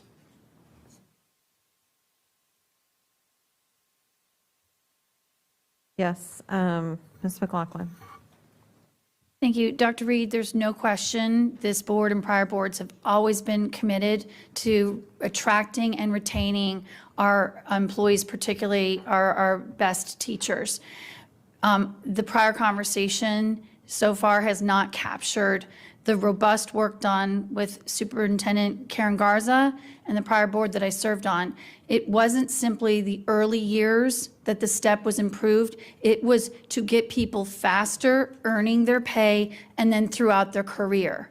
And so we, instead of having a very elongated scale like we have in Prince William and Loudoun, it was a truncated scale because total career earnings would be higher by remaining with FCPS, but getting you earning money sooner when you and your families needed it. So I am begging you before the next work session, do not come to this board and have this crucial conversation where 90% of our operating costs are salaries and compensation, and we don't have the analytical data to make a holistic conversation, because it is not end of scale to end of scale. I've said this to the leadership team under your predecessor, and it is alarming to me that we would ever have a conversation without the intellectual honesty and transparency and comprehensive data to make a tremendously important decision. Adding an extra McLaughlin. step is not, you can't do that in a vacuum. We just can't. Thank you, Ms. McLaughlin. Ms. Amash, we're closing it out. Rapid fire. All right, Yeah. number one. Oh, okay, okay, just okay, kidding. got it. Are you good? Oh, no. Ms. McCarsky, it's going to take her. I just have a brief update. Dr. Boyd said that there are some information forthcoming about opioid abatement funds that could be used to support the needs, and it's a countywide initiative, so more to come. Okay, number one, speaking of things we're spending that we're not necessarily talking about, we continue to pay $6 to $6.5 million to bus kids when we could provide advanced academic programming in their base school. This is the third work session in a row that I bring this up. Dr. Reed, can we please get rid of this waste by next year if we're going to be paying for it the coming year? I don't know where that decision sits at this point, because I think we have a current program structure that requires the transportation of students. So at this point, and that's at least in the state I came from, we have an obligation to provide transportation to programs for which students qualify, regardless of what those programs are. So I don't know that we can make that decision for next year.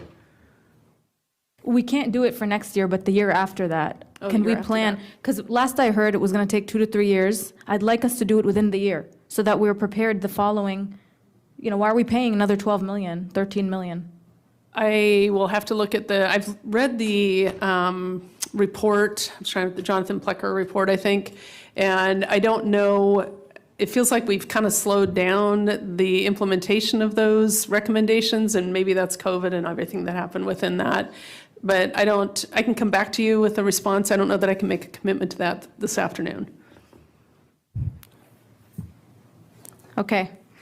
All right, next. I know that folks on grant-based positions, I've asked around everywhere and kind of haven't been able to find an answer. I'd really love for us to look into this in terms of who we're folding into benefits. Apparently, they're not included, even though some of them have been in our system for years and have taken a cut to get those positions. So please, let's fix that. I keep hearing about it.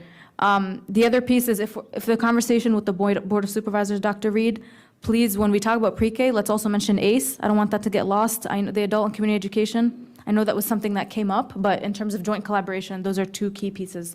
It is a budget piece that we're taking money from here. That's my time. Thank you. Thank you. Ms. Pekarsky. Okay, thank you. I had thought we'd start early, but okay. I'm glad you're willing to talk about year-round schools, Dr. Reed. Some of us had some very heavy advocacy right after the pandemic, that would have been a great time to kind of put something into place because of the academic loss. So looking forward to your thoughts and what you bring us on that topic. Safety and security, where are we with the safety and security review that we had asked for? And so we have an update coming to the board in this week's Monday letter. And I don't have that right here, and I don't want to take the time to do it, but there is an update coming to the board regarding the safety and security review as well. Okay, thank you. That's helpful considering we've got this new safety and security line. I'm not opposed to that. I've heard a lot from parents. I continue to hear it every day. They are concerned with security measures, the vestibules that are being built, still many schools don't have. I kind of wonder, one in every region, that's about 35 schools each. I don't know what kind of impact that will have, so I will discuss that further with my colleagues. That's all I have time for. Thanks. Okay, thank you. Again, thank you to staff and thank you to our school board members for a great discussion around the budget today. I have a long list and have been taking copious notes throughout the meeting. So what I am proposing, we've got a long list from things like, heat maps that were requested around some of the data, so an additional data list. So what I am going to offer is that perhaps with Ms. Pekarsky, we'll put together an initial list of what these items are and, circulate it to make sure we've captured everything, and then go back and work with staff to see what is possible, what's possible when, that type of thing, so that we can get some additional information that people need as we move through the budget process. Do recall, as Ms. Burden said in the beginning of the meeting, we do have our budget question process. So please take advantage of that as well if additional needs come forward as to areas where you need additional information. And do also, we will alert you later this week. You will be getting more information around the budget. Our full budget packets and things will be hopefully available toward the end of the week. So with that, I am going to close out our discussion on the budget. We're like 3 minutes late for our calendar discussion. So I am going to turn it over to Ms. Pekarsky. Thank you. I think we need to do a little reshuffle. Let's take 2 minutes maybe, and then we'll go right into the presentation because we've only got till 4.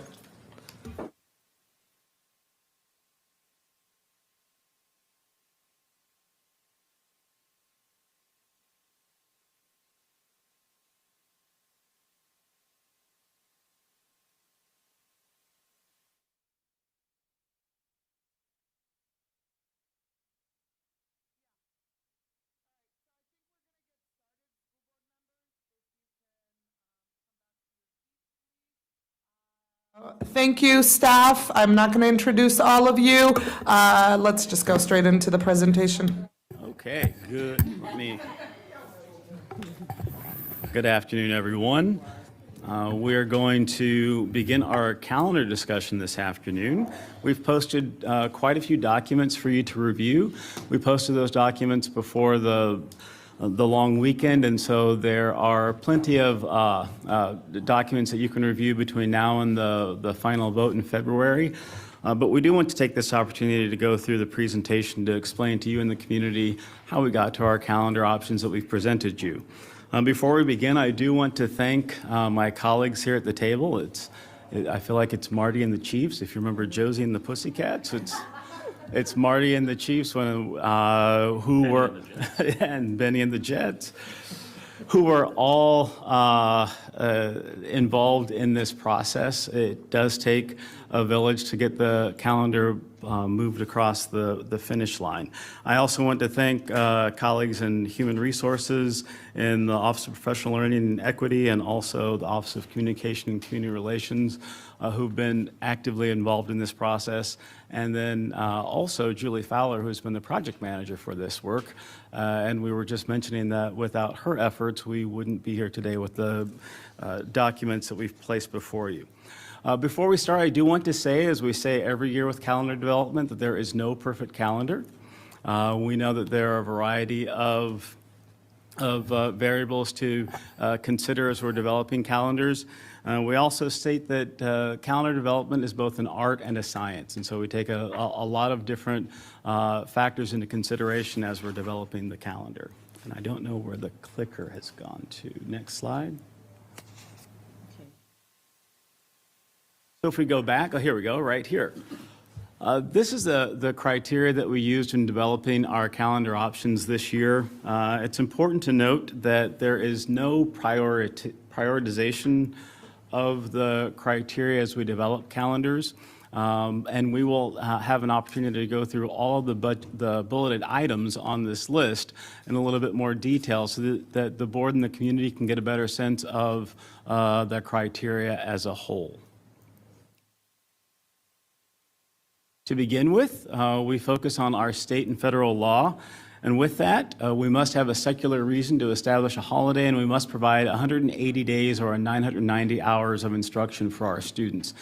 We bring this back because there was quite a focus the previous year on establishing holidays with regard to religion, and so we wanted to bring this back to the board and the community to help understand that that is an important criteria for us.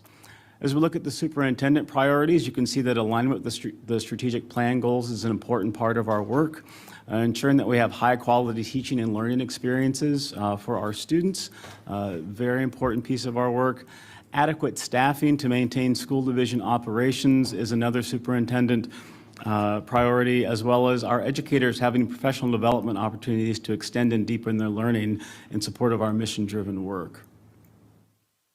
With regard to school board top priorities, I'm going to begin with instructional continuity as one of those things that we've had discussions with each of you with regard to your priorities, and your priorities as a whole have focused on, I've called it with a few of you, the Swiss cheese effect that we had in October this year, and ensuring that we have as much instructional continuity as possible.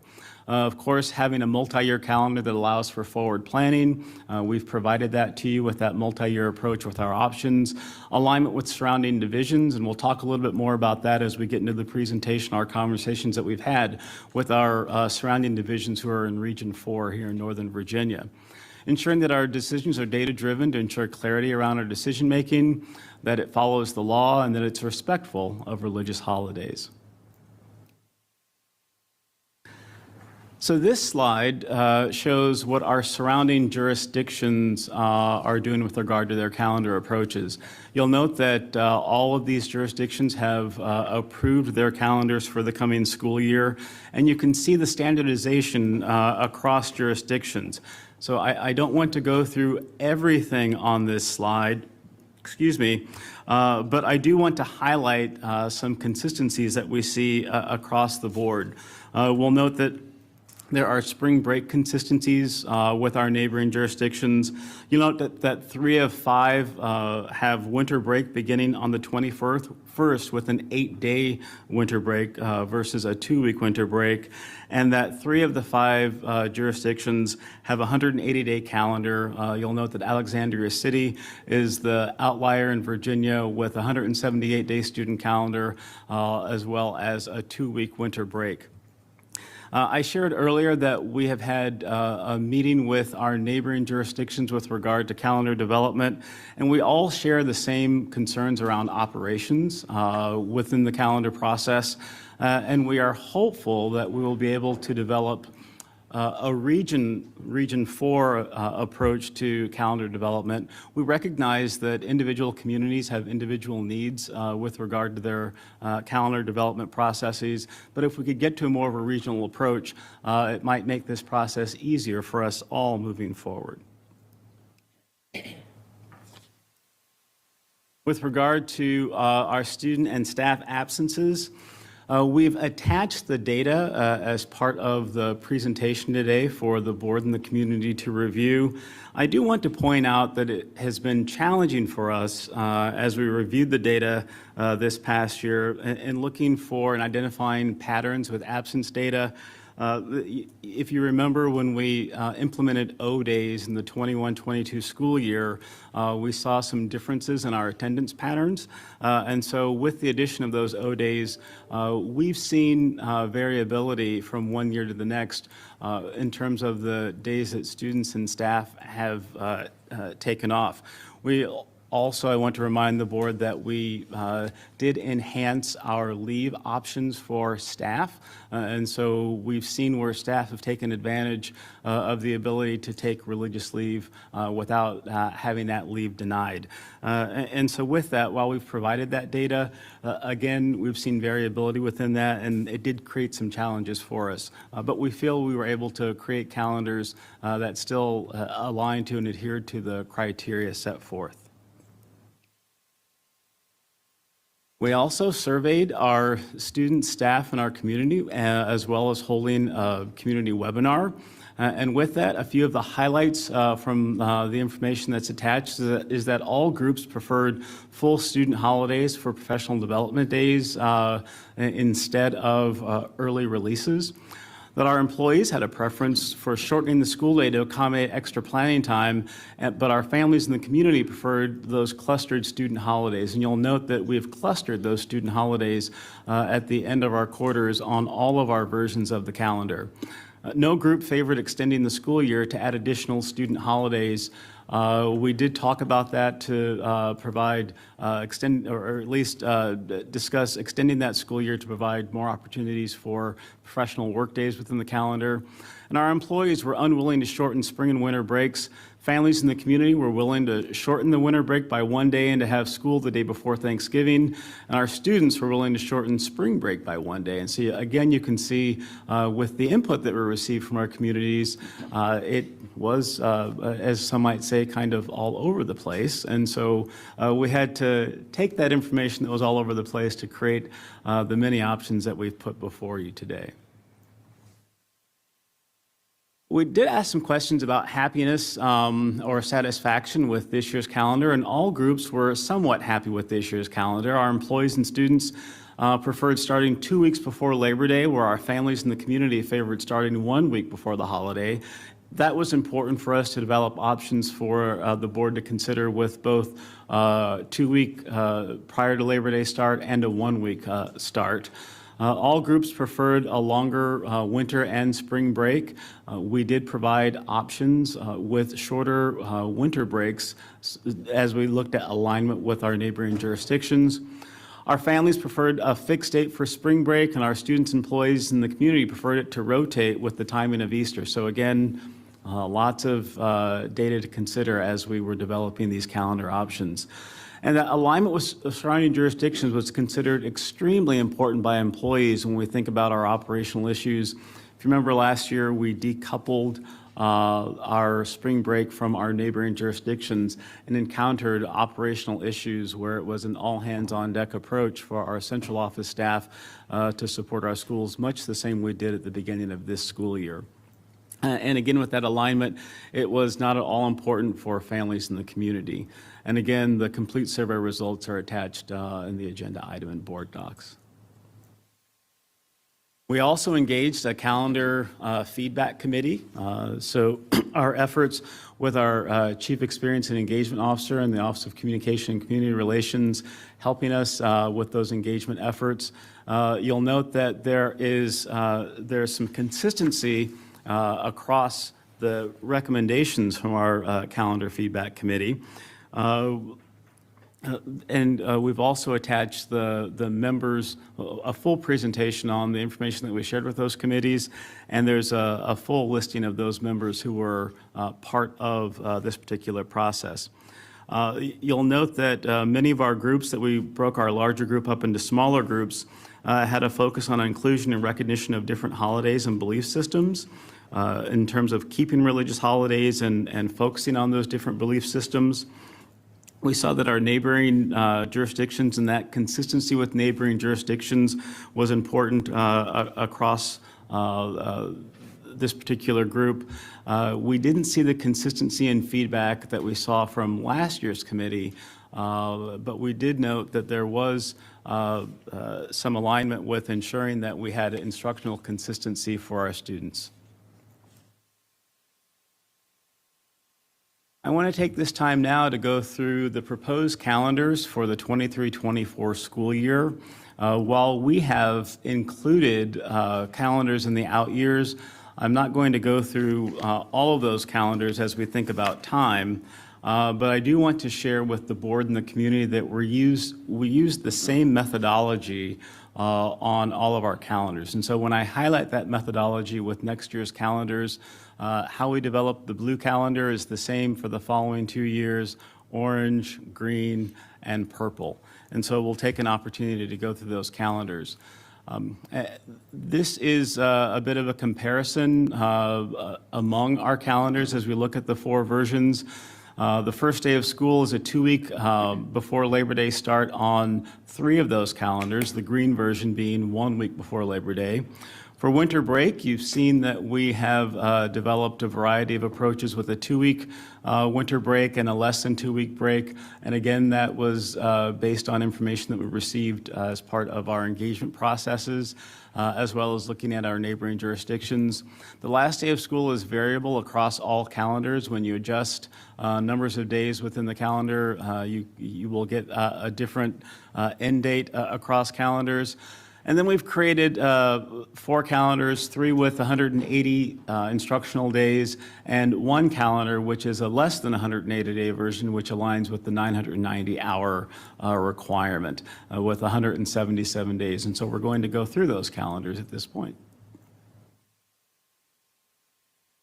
So for our blue option, you'll see on the left that the blue option here starts for the next school year starts on August 21st. That is 2 weeks before Labor Day.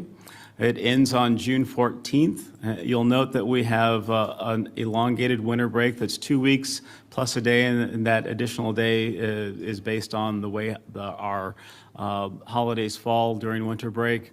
And it is 180 instructional days for students. We've had a lot of questions, not only from the board, but from our communities. You've fielded those questions. We've heard it from our student member at the board table, at the board dais, as well as our own employees around instructional continuity. And so we wanted to provide an update on those 5-day weeks that we've built into the calendar versions.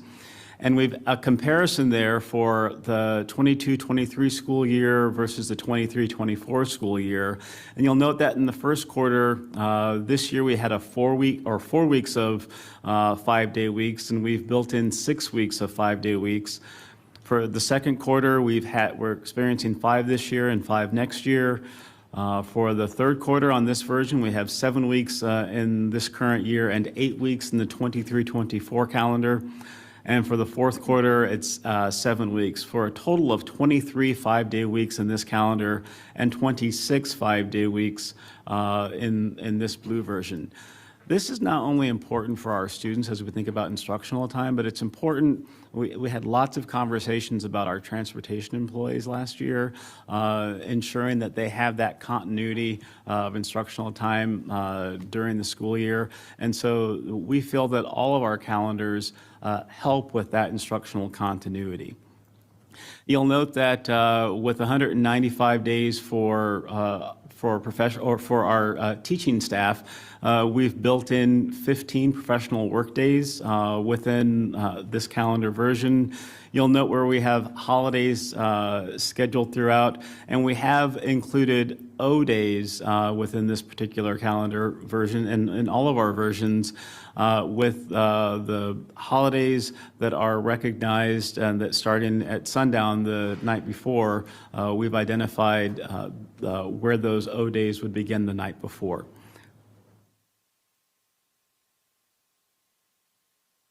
For our orange option, you can see here it is also a 2-week prior to Labor Day start, beginning on August 21st. It ends June 11th. The winter break here is 8 days with 180 instructional days. I'm not going to go through the chart in total that you can see there for 5-day weeks, but again, it follows that same methodology where we wanted to increase our number of 5-day weeks for students instructionally. Bless you. Again, increasing that from 23 weeks to 26 weeks in this particular calendar version. In looking at this calendar, you'll note that there is alignment with our neighboring jurisdictions with the shortened winter break. That does allow for an earlier end of the school year. And we also note that for staff who are working over the summer, for students who are working over the summer, that earlier end of the school year provides more opportunities for students and staff to take on other employment opportunities not related to Fairfax County Public Schools. Again, we have identified where we have our additional professional work days. One thing that I haven't shared that's unique on all of our calendars, and it wasn't asked for the board, there's a difference from these versions that you saw initially in our 2x2s, is that we have ensured that our election day is a day off for students. And so you'll see that consistently in all of our options. We've had some questions around that, and there may be questions from the board, and we'll be able to explain our thinking on that. But we wanted to continue that for, again, safety reasons, security reasons, noting that we would have many community members in our buildings. And as we think about ensuring that we have a heightened level of security, we have the recommendation that those be student holidays. On this calendar, it's 15 professional work days. Oh, yes, it's 15 in both. You'll see that there are more professional work days on the 990, and I'll go through that. But where we see 180 instructional days, we have 15 professional work days built in. For our green option, the input that we received from the community, there were questions about a 1-week start before Labor Day. And so we developed the calendar with a 1-week start, which shows an August 28th start date with an end date of June 20th. We built in an 8-day winter break on this particular version because if you looked at a 2-week winter break, it pushed us well within the last week of June for the last day for students and employees, and so we didn't feel that was an option that the board would want to consider. So we developed this with the 8-day winter break. It again has 180 instructional days, 15 professional work days. It provides 2 additional weeks of 5-day weeks for our students and for our staff. The O days are aligned as they were aligned in other calendars, as well as our holiday approach. And then lastly, we have our purple option, which is our less than 180-day option, or what we know as the 990-hour option. It does start on August 21st with a 2-week prior to Labor Day start. It ends June 13th with a 2-week winter break and a day, as we have because of the way that the holidays fall, with 177 instructional days. And with that, we were able to add in an additional 3 professional work days for staff. And I know that we have colleagues around the table who will be able to speak to the need for those additional professional work days and how we might program those professional work days. This particular version provides 2 additional weeks, 25 weeks of 5-day weeks versus the 23 that we have this year. And again, this does speak to the board's request to have us bring back a 990-hour version to consider along with our other options. And so with that, I know that we've given you quite a bit of information to review. And again, our vote is not until February, so there will be ample time to have discussions, for us to answer questions. And we know that I have colleagues around the table who are also here to help answer those questions. I am the face of the calendar for the presentation, but again, it was a joint effort across all. Yes, I have shared with Nardis that this is not Marty Smith's calendar. This is our calendar that we are presenting to the board. And with that, we're open to questions. Thank you. Okay, thank you. We do have, I believe, a hard stop at 4 because there are people who have to leave. Is that correct? That's correct. But we will have another opportunity to talk about this. So I think we're only going to have one round, and we're going to need to be, judicious in how we use our response time. And there's a lot here, so if we can start to try to build some consensus, if there are definite no way, I will never consider a calendar without 2 weeks winter break or any of those I cannot compromise. Please share them now so we can try to understand each other. Ms. Corbett Sanders, followed by Ms. McLaughlin. Thank you, and thank you all for your hard work on this. I really appreciate the comparison chart. It's very helpful to be able to see, and the drivers for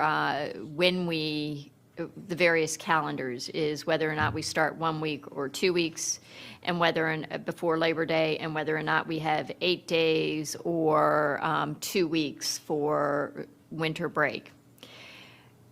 My concerns continue to be, and they are even heightened as a result of some of the enrollment data that we had earlier this afternoon, or earlier this morning, is the need to have continuity in learning and instruction, the ability to recognize that not everybody can take full 2 weeks off at the winter break, and therefore it has an impact on many of our families, and the need to have the availability during summer for families to either engage in enrichment activities, to engage in summer school remediation activities, or to engage in work activities. And so having a larger scale break at the summer, I think, is important, especially in light of the conversation we had as a community when we first went to opening schools prior to Labor Day. And so looking at these opportunities, the ones that have the earliest out for our students, which creates opportunities for the summer, and the most continuity of learning, I look at the calendar orange as being the optimal calendar from my perspective. That was very succinct. Everything, just emulate that. Okay. Thank you, Ms. McLaughlin. Well, welcome to the contrast, because I was going to get my. I'm not, yeah. I was going to get the award out, but I thought I was going to go to. Are we resetting the clock?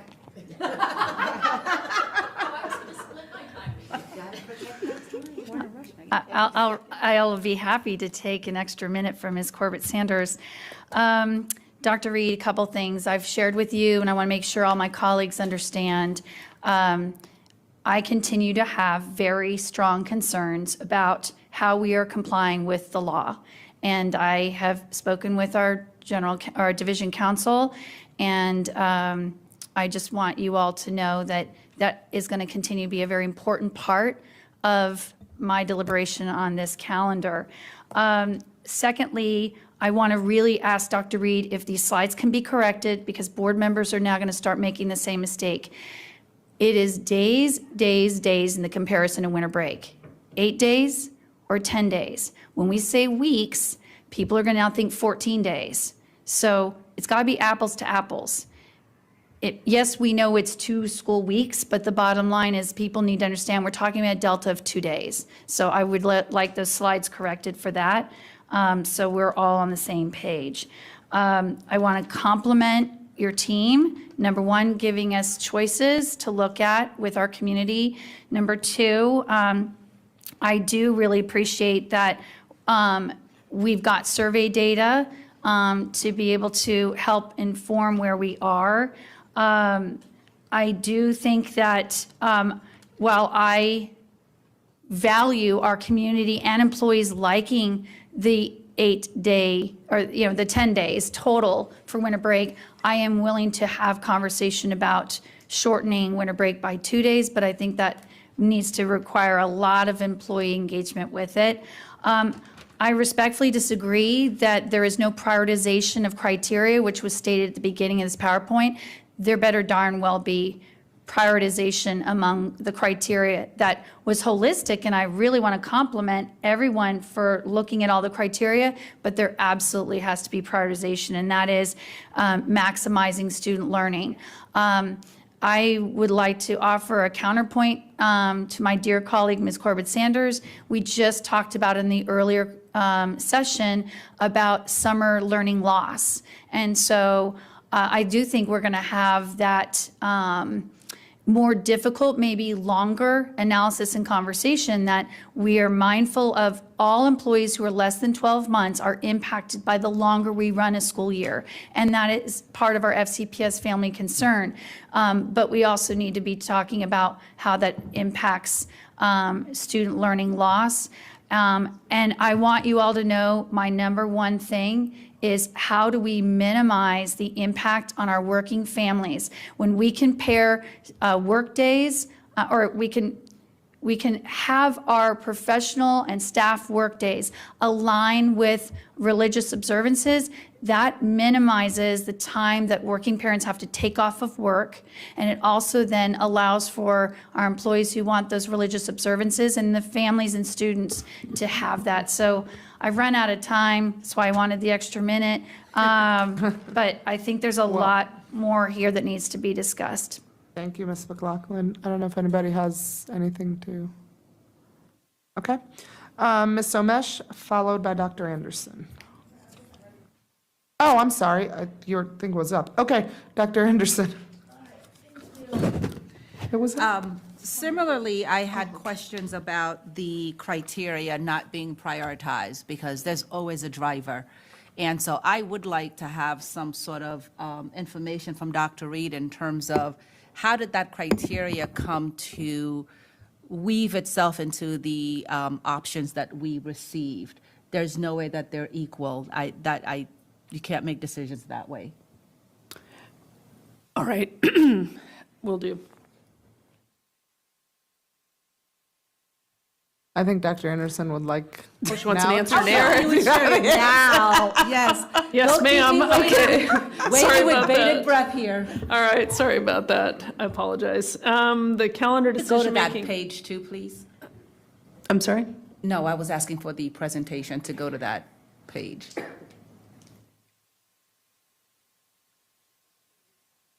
So is this the page we're referring to? Yes, ma'am. Okay. So the decision-making priority, I would say that I think the federal guidance probably is out there, certainly number one. I think the probably, oh, there are two slides. Next slide. There you go. It's the same. This is the general list of all of the Yes, criteria that if we could stay reviewed. on this list. So I'm going to phone a friend down at the other end of the table because I have not been as directly involved. I'm certainly responsible for the outcome and have been briefed. But in terms of looking at the criteria, I would think that the absentee data would be probably, if I were looking at it right underneath the federal and state guidance, I of course think my priorities are important because I think they were kind of generic around student achievement, right? Which is really our core responsibility here as a school division. Board input, I do think the surrounding jurisdictions are important because we share staff. Many of our families who are our staff here might be families in another division, or we have families here that are staff in another division, so we split people, which affects attendance. But if you're asking me to rank order, put them in a list, Dr. Presidio, did you have a thought on that as well? Well, I was just going to offer a little bit of historical context on it. This is only my second year being part of this process, but this is exactly what we did last year. All the criteria that you see here were criteria that we used last year in the development of the different calendar options.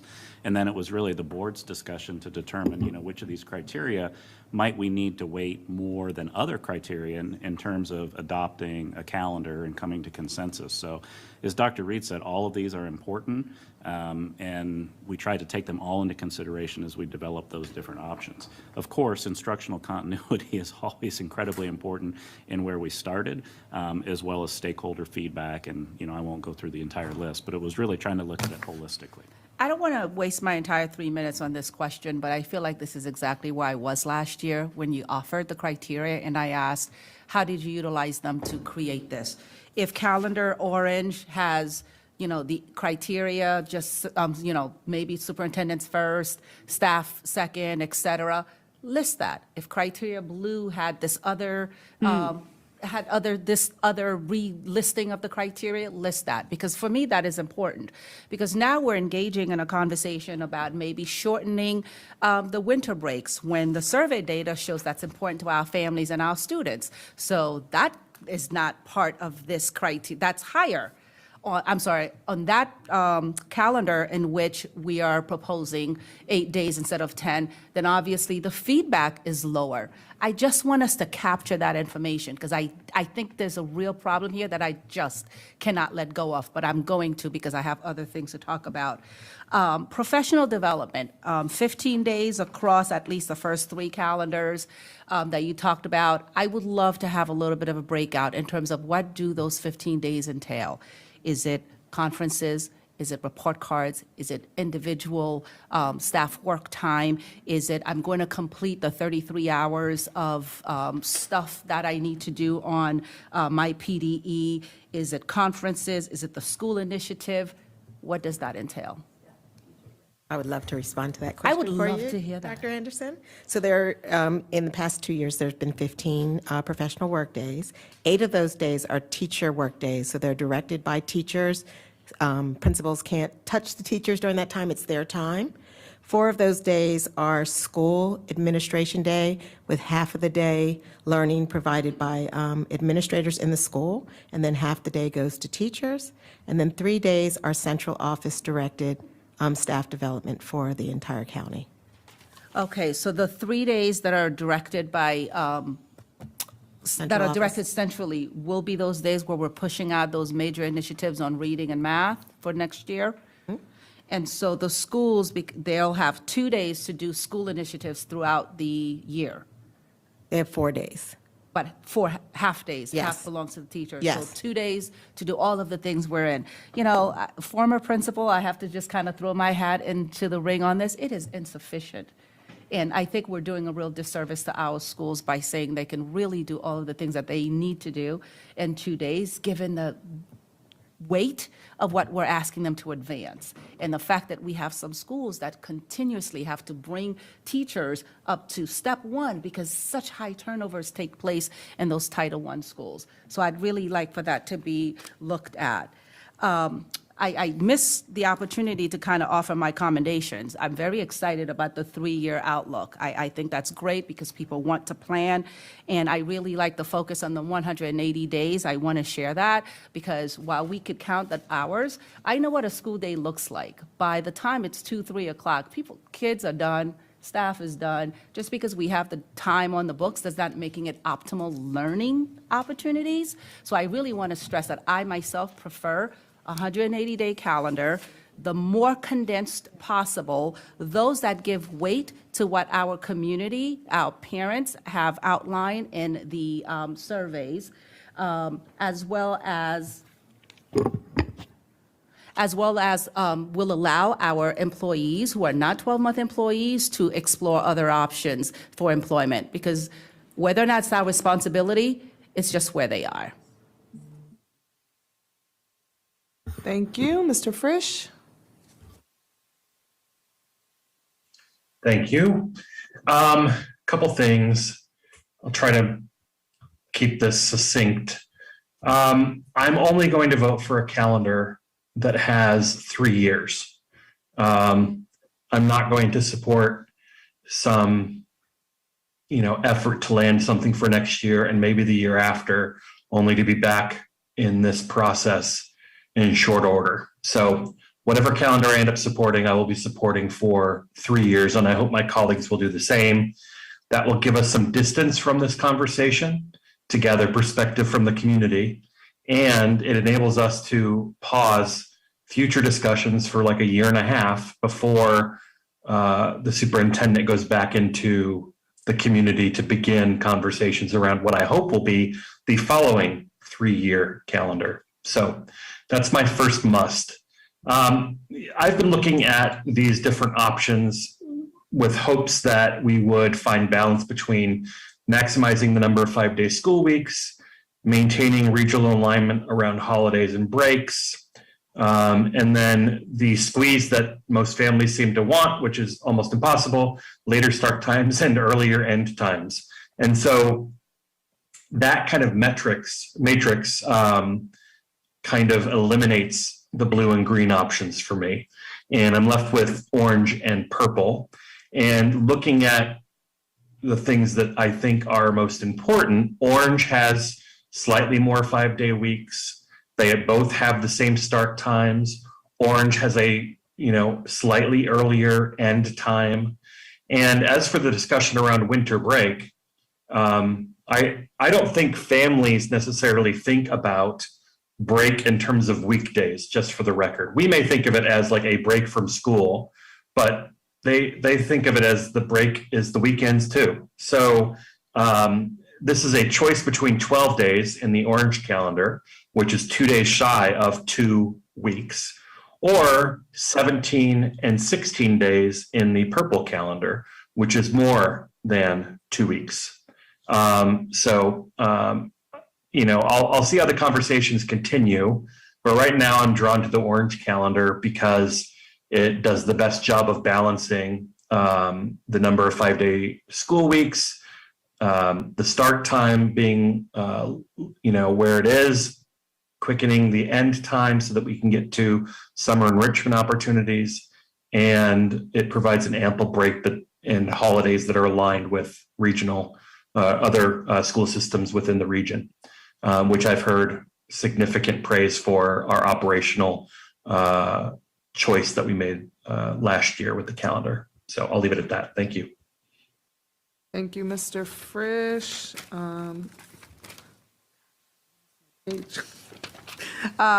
Ms. Cohen, followed by Ms. Sizemore Heiser.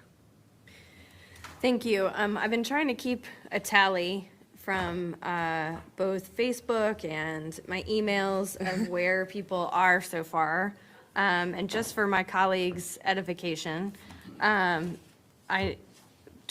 purple has the most right now, blue behind that, and then apparently nobody likes green and orange. So take it for what it's worth. I think we all, when we had this conversation, I think Abrar and I with Ms. Youngblood Hall, we said, however much work you put into it, no one will like it. So set your expectation, because it's true. And the comments, the emails will be on top of each other of just adamantly, like directly opposed, and the one behind it is totally. So I think we collectively, obviously we want to pay really close attention. And if there is one that is, way more preferable and still meets what we all feel, I'm supportive of that. I'm one of several members here who this has real world consequences in our homes. So I will say that while I, kind of flirted with the idea of a shortened winter break for a lot of reasons, it made me the least popular Cohen parent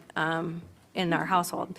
There's a few things that bug me about some of these that I think are potentially easy fixes.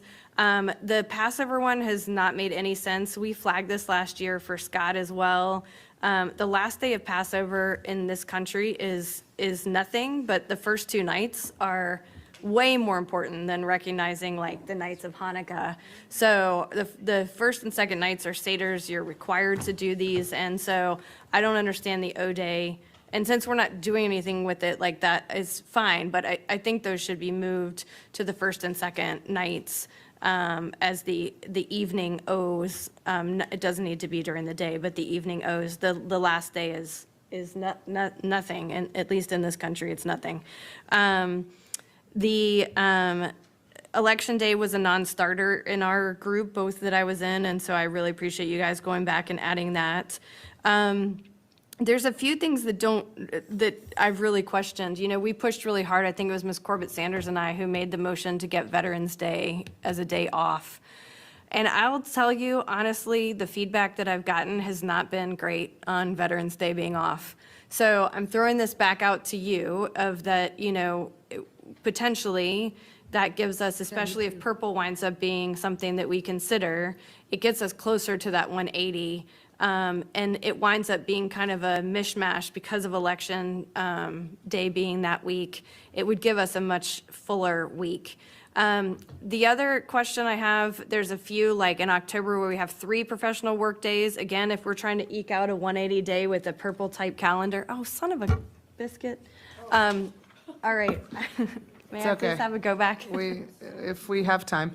Ms. Sizemore-Heiser, go ahead. And I apologize if I missed this, but do we have a demographic breakdown on who took the survey? Did I miss it somewhere? Number of people who responded? So that is all in the documentation, but we don't have the demographics in terms of the demographics that we often think about by race or ethnicity. I'm really more interested in free and reduced price meal demographics of who took that survey. And I bring this up because one of the things that I have flagged, especially with look, my kids love the longer winter break too. And when I'm hearing from, on Facebook and via emails, I think I have about 50, right? I just would love to know the demographic breakdown because I've been a single parent. And I can tell you childcare during that winter break is exceptionally hard. And so I do hear the learning loss of longer summers, absolutely, that's documented, but also during that 2-week break. But I just would wonder how many working families, I think that would be helpful for me to be able to break down that survey data to understand the needs, right? So I just put that out there. I also, one of the things that came up in my conversations with Dr. Boyd, which I don't know how much the board is aware, but the shrinking of the summer actually impacted ESY. And so I am really interested in a calendar that ends earlier so it doesn't impact our summer programming, especially that summer programming that is designed for students who have needs.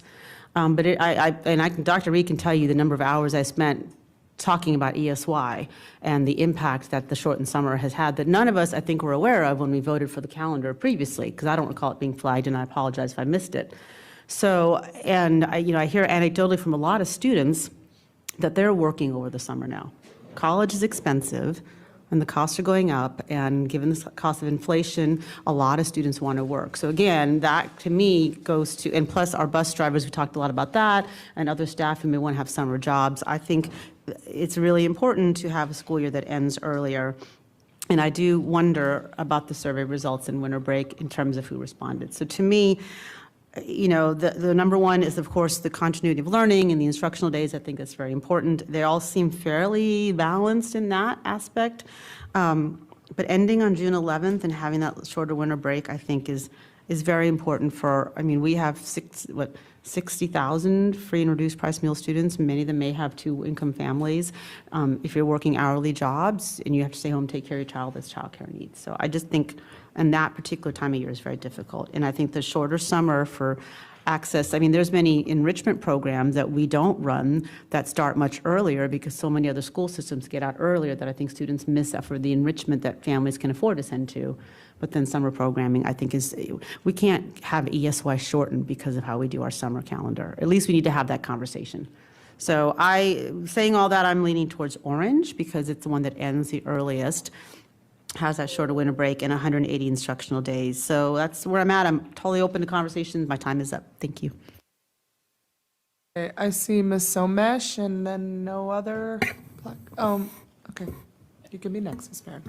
And if I could just add briefly, excuse me, that many of those points were points that were brought up with the Region 4 group of our neighboring jurisdictions as we talked about how their calendars were developed and the kinds of conversations they were having with their individual boards as well. Happy to follow Ms. Sizemore-Heiser, actually, on both of those points. I hope we can look into those and make sure we're not causing harm, especially on the FRM piece. I did, on that note, I'm not, strongly leaning in any direction. I think it's important to take community feedback. At the end of the day, not everyone's going to be happy, but I guess I just have some questions around what happened in the early release conversation. I know that was something we discussed, having a day in the week or something, that it's a good practice for professional development, et cetera. Just share with me kind of where the staff conversation left off and why we chose not to do that. Well, I think with regard to early releases and looking at some of the responses from the survey data, ensuring that we were clustering those days at the end of quarters was something that we felt that we could do. And we wanted to think about that continuity of instructional time as well, not only for the week, but for the day. But again, that's something that we can certainly consider if the board would want to have a further discussion about that. Lisa, Dr. Reed, I don't know if that was something you guys thought was a practice to consider. You don't think? Lisa? Sorry. We did look at this together as a team, as an option. And it, in addition to looking at early release, we looked at what made sense in terms of clustering closer to the end of quarters. When we talk about the Swiss cheese effect and all of that, looking at more, half days that were not toward the end of the quarter didn't make as much sense. So that's where we landed. Okay. No, I appreciate that. And then how do the professional development days on here, purple or orange, I guess, since that's where folks are at, compare to last year? It's the same number of days on the purple and orange. The one that would be different, on the, you said orange and blue? Purple. Purple, we would add 2 more additional days, so that it would give us a total of, I think, 18 days on purple? I mean, a total. 3 more. Extra 3 more, yeah. Which would be helpful to all of the learning that we need as well. If I can just put that plug in. Yeah, no, I guess because if it's the same as last year for the other calendars, I don't know, colleagues, this is something we continue to hear about year after year, the need for more professional development time. If we're not choosing to do the regular early release, which we were thinking might be a solution towards that, and I know I shared this in my 2x2, we need to find some way. If we don't end up choosing purple, there's got to be some solution to it. Otherwise, this is just an exacerbation of the issues we know we're facing with staff. And this is a place where we can do it that we don't have money to fix elsewhere. So I feel very strongly about that. And if that means looking at a calendar, perhaps that has that early release option, even if it's not the community's favorite thing, we're losing staff. So we got to think of other ways to address that problem. That's one. The other is just a question around whether we're being thought, how we chose the holidays that we chose, whether to be O days or whether to be holidays. I continue to have significant issues with the equity questions surrounding that.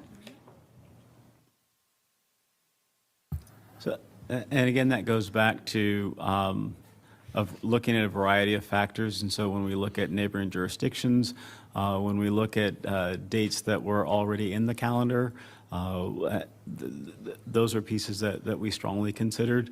As I noted, when you look at the attendance data, because we've introduced O days, it did create some different spikes, and so we saw some inconsistencies with dates that may have had more staff and student absences in one year, and then not as much in the following year. The other piece that we note, when you look at the date that some of our holidays fell on, they were also next to other days in the calendar, which are just normal days that are days that, Fridays, Mondays, that are high absentee days for us. So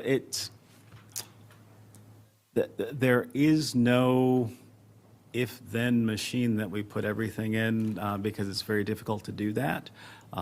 We feel that it's important to look at the criteria holistically to create the calendar, and then to bring the best options forward for discussion, and then so that we keep our judgment out of the calendar, provide the board some opportunities to have that conversation.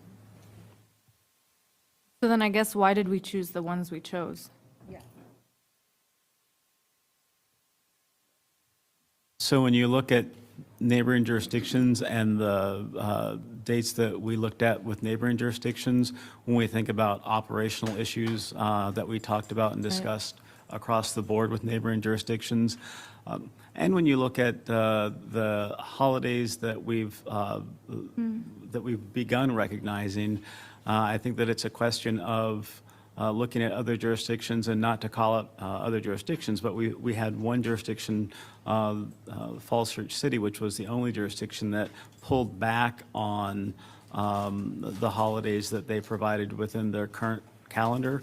And I think that that might be a conversation. I know that we had those conversations, and that I wasn't sure if we wanted to open that up for discussion. Yeah, I mean, I guess I just struggle from a fairness standpoint. You know, when I remember looking at the numbers, some of the Orthodox holidays had similar absentee rates to other holidays that we'd have taken off. I don't know. I can understand the operational piece. I think, you know, Diwali, for example, Loudoun and Prince William chose not to do that. So I don't, operationally, I don't want to point out specific examples because that's easy to misunderstand, and we certainly don't want to pit, you know, communities against each other. But I just named that because we haven't found a perfect solution to that. We need to have some kind of, I don't know, maybe it's criteria, maybe it's something that moving forward we can lean on. Because even the O days, there are plenty of faith communities that are not represented in our list, you know. Yeah, that's something that's a struggle for me, because there are certainly days that operationally are obvious. We saw that with bus drivers and whatnot over the past several years, but others where, you know, that question remains for me. So that's another area I'd really like to hear some, maybe you guys can spend some time thinking about that in ways that outlast this year, especially if we're going to plan out 3 years, which sounds like a deal breaker for some colleagues. We've got to have some idea of how to be fair around that. I see that's my time, but if we have time for a go back, I'd want one. Thank you. Thank you.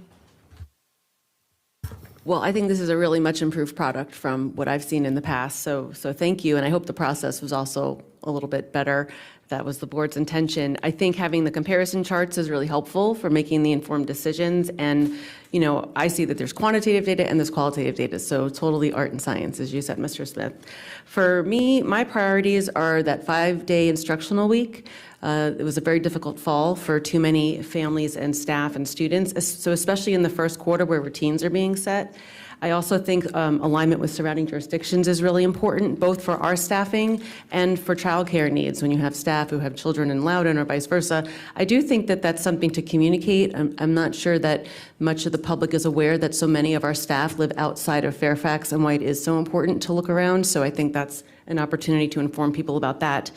I'm interested in the calendar that does the most to sustain academic learning. And so if Dr. Reed wants to move toward a year-round calendar, which calendar of these ones gets us a little bit more there to start to shift the different supports and habits that we all need to create in the community.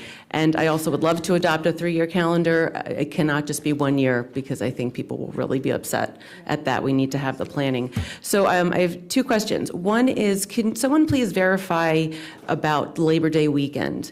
Is it by law that we must have Friday off? And I ask because something that I read said that for the jurisdiction that does it for the first time, that makes that switch, it must be Friday off as well as Monday. And then that made me think, well, does that mean every subsequent year must be Friday off? I tried to look up the code, couldn't quite find it. I think it's a really pertinent question, and many people are asking me. Thank you, Ms. Marin. John, do you have a definitive answer? Mr. Foster? Can you turn your mic on, please, Mr. Foster? Oh, you don't have one to turn on, sorry. So good afternoon, everybody. As I understand the question, it's on Labor Day. Is that the question? The Friday before Labor Day? My understanding is that yes, that we are required to do that, but certainly, you know, I can do follow-up, but that is my understanding. I don't know if, Mr. Smith, you've been working with my team. I don't know if they had anything that they'd added to you in the debrief prior to this meeting. So I do have a citation here. It's 22.1-79.1. States that in each school division in which the school board sets the school calendar so that the first day students are required to attend school is before Labor Day, such board shall close each school in the school division from the Friday immediately preceding Labor Day through Labor Day. So if we have a start before Labor Day, then the Friday off. That's good enough for me. That's something I read must have been incomplete from news coverage. Thank you so much for clarifying that. The other question I had was, I'm getting a lot of questions about having the end of the third quarter the week after we come back from spring break in many of the models. Can you share some thinking, and is there some space to end that quarter earlier? This way students and teachers finish out that quarter, go on their break, and come back fresh. That's been a really big concern.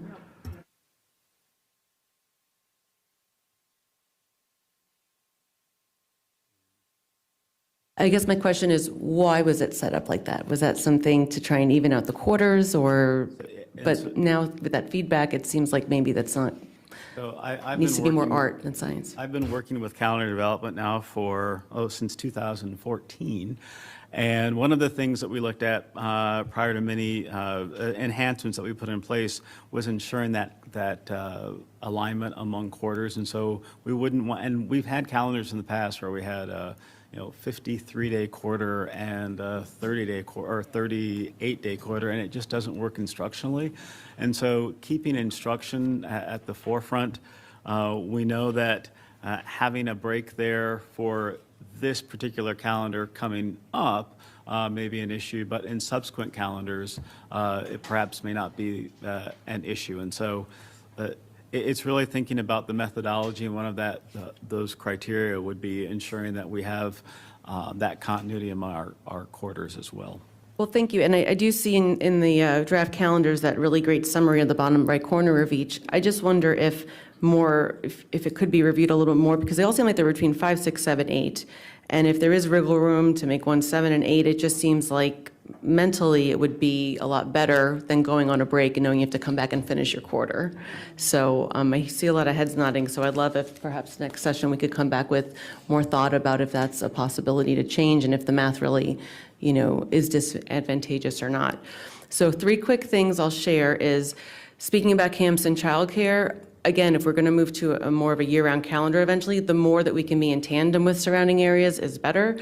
My input for wiggle room is I could be okay with federal holidays having school on Veterans Day or even Indigenous Peoples Day.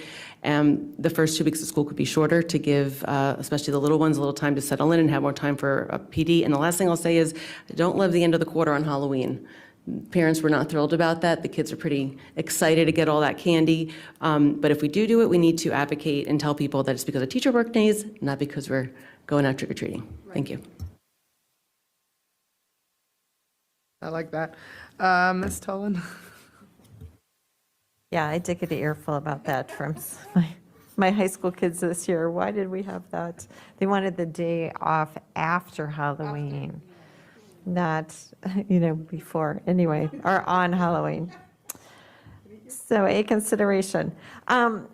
Anyway, the 2 biggest things I have heard from constituents is maximize the 5-day weeks, and please, please, please do a multi-year calendar so that we can plan ahead. So I appreciate that, the information here, and the fact that you have done multi-years of calendars.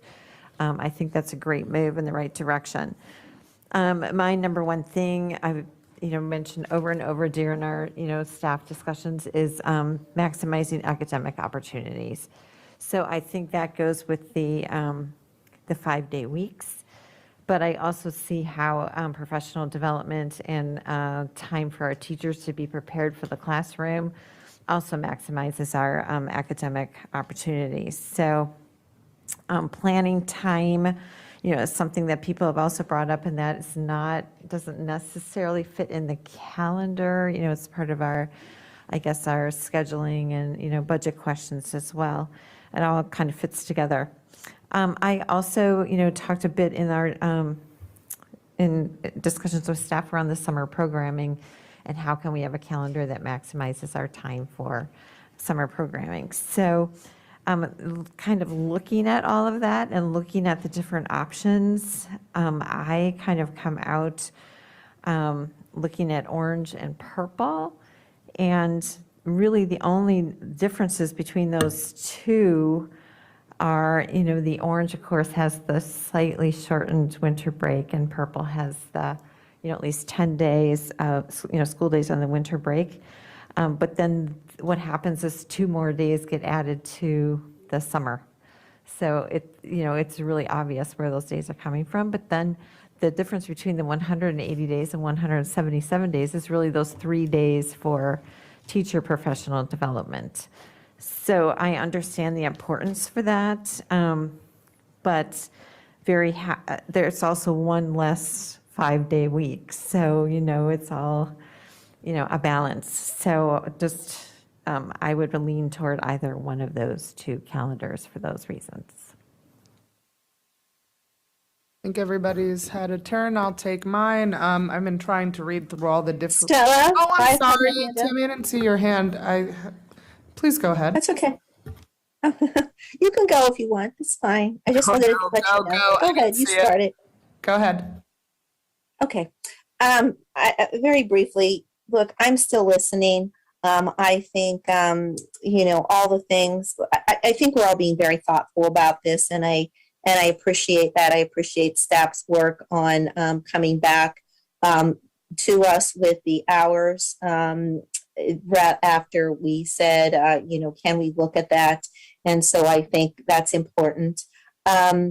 For me, my constituents are telling me they really like the 2-week winter break. I think it's a bit disingenuous to say that coming back 2 days on a Thursday and a Friday after a long holiday is going to be, people are going to resettle in after 2 weeks. They're not going to come in on a Thursday. And I think we will have low attendance on those days for people who are traveling to meet their families, not going on some big exotic vacations, but people who are just traveling and wanting to be with families and spending that extra time. I do think it is. One of my colleagues mentioned that there was a change in the calendars, and I too recall that the Orthodox holidays had higher rates of absences. So I would like that revisited. I would like data on that next time, because I think it falls on a weekend next year, but in 3 weeks, 3 years, if we choose to do a 3-year calendar, I think by the third year it would fall out, and it wasn't noted as a holiday to take time off when that showed high absentee rates. So I would like that listed. And as I said, I'm still listening. Right now, I'm leaning toward the purple because it provides, I think, some of the things that we talked about in my group, some of the things I'm hearing from my constituents. Thank you, Ms. Dernak Kofax. I apologize. I skipped you. Reading through all of the feedback that I've received, and I have had constituents reach out, and calendar is a number one thing I hear about, at least when I go out into the community. And I will say, at least from parents, the anecdotal data that I've had is that 2-week break is very difficult for them, and that they would like to just shorten the year, shrink it up so they can make their child care plans. If it's the summer, it's the summer. It is what it is. But I think the orange strikes a balance, and I do think there is a balance. I don't think there is one overarching besides try to have, maximizing instructional time as much as possible. But even that, different people have different ideas on what that means, right? So I think the orange strikes the best balance of all of those things right now. However, what I do hear consistently from teachers is that we have too many professional development days. And I hear it all the time. So I'm trying to balance that with, what we hear here. And there's just a disconnect for me. So could you all speak to that? Because if we are providing these days, they need planning time. That's what I hear, and they want to know where is that coming from, but not necessarily the professional development that we are doing. So I'd welcome thoughts. Yeah, I think this is maybe a situation where sometimes like the terminology gets a little bit confusing. I do think, and I hear consistently, that teachers are concerned about some of the required trainings that we have in place, right? So we're trying really hard to streamline that as much as possible. Those are really for compliance purposes. Those are trainings to make sure that staff have information to be able to meet state and federal law. The professional development time, when that's done well, I continue to hear a lot of requests for additional professional development time. If you think about the work that we're doing around the science of reading, one of the biggest things that we hear from our elementary teachers right now is we don't have enough training. We need more training in the strategies. We need more time to do that. So I think it really depends on making sure that we're using the right vocabulary on some of these things, because I would agree with you, the required trainings, compliance trainings, that's a frustration point for our teachers, and we need to do a better job with that. The actual professional development that they're receiving in terms of teaching and learning and assessment strategies, that is something that continually we do hear, at least I hear, more requests for more of that time. Well, then I think we need to do a better job of communicating that to folks. If that is the case, that's not a, I can't go back and forth. I don't have much to share beyond what people are telling me. And that continues to be a main concern from our teachers. While I like the orange, I do have, I think the last week is a little bit odd. I think we come back for 2 days. So I did wonder if there was another way for us to kind of, take 2 days somewhere during the year and get out even earlier if this is where we land. But I don't know how many people will be coming back for that. Speaking about the survey, though, I feel like I read it somewhere, but I can't find it now. What was the response rate for those survey results? And so on slide 15 of the calendar survey presentation, we have the data for response rates, and it's also broken out by central office staff and by region. And so I was going to jump in with that before the end of the work session for Ms. Sizemore-Heiser, who asked the question about demographics. Yeah. That's the breakdown we have, and I can get Go that ahead. number for you. Yeah, please.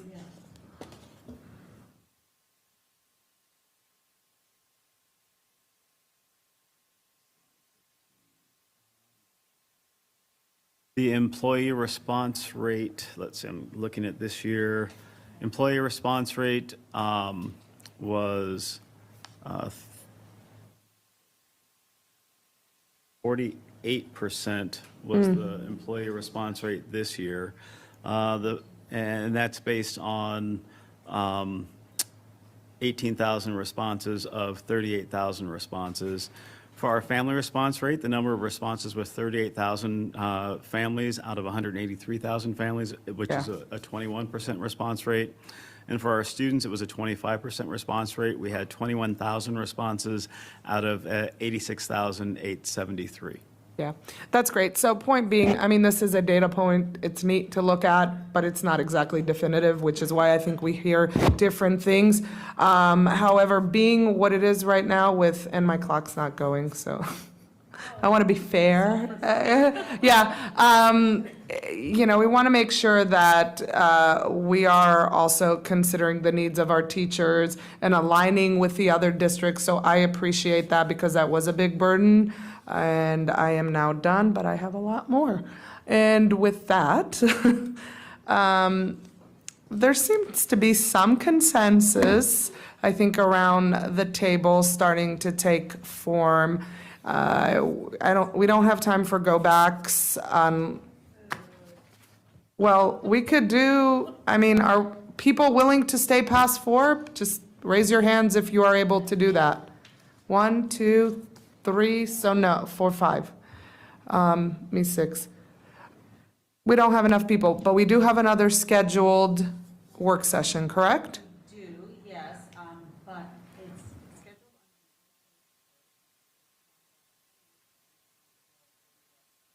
on lobby day. Oh, yes. Know when we scheduled that, so we're gonna have to look. Okay, so I will let Chair, Superintendent figure out what we are doing next. And in the meantime, I think if there are questions that have not been answered, please reach out to staff directly. I know they're willing to answer them. And we, look, there's so much stuff. And we will have to have conversations as well. But thank you. I agree, this 3-year outlook is wonderful. You've brought great options to us. So thank you very much, everyone. Have a good, go ahead, Mr. Smith. If I could just add, so I think it's important to thank you all for your participation in this process as well. We've had 2 rounds of 2x2s where we've gotten lots of great input from you on this calendar process. And so we do thank you for your input to this process. We've thanked everybody, but I think it's important that the community understand how involved you've been up to this point. So thank you. Thank you. Have a good afternoon. Yes, Sorry. Ms. Omesh. The vote on this is? The vote on this is February 9th, I believe we said. Is that correct? Yeah, So and we do have I some want to time. flag that because I'm worried about if the 31st is not going to work for a work session. I don't want to end up meeting the Tuesday before the Thursday for our work session. Yeah. Trust me, like, one reason why we scalated it out this way is because we knew we wanted to have plenty of time to talk, have time to kind of, then we talk to each other, can we hear from our community, et cetera, et cetera. So, you know, we'll look at if we need to move the vote, but I want to ask staff about the impact that has operations so we can do that. So, no, absolutely. I'm not going to say, oh, we'll have a work session on Tuesday, and go Thursday. That wouldn't be a disaster. Yeah, and Ms. Amish, I will just tell you, like, given the fact that we still have to have a legal briefing, we still have to get feedback from the community on these actual options, I am requesting an advocacy to our chair and vice chair to consider, get through the budget vote, and then deliberate and vote early March. I think. Can we please clarify that? I did not know that it was part of the process that we're going to go back out again.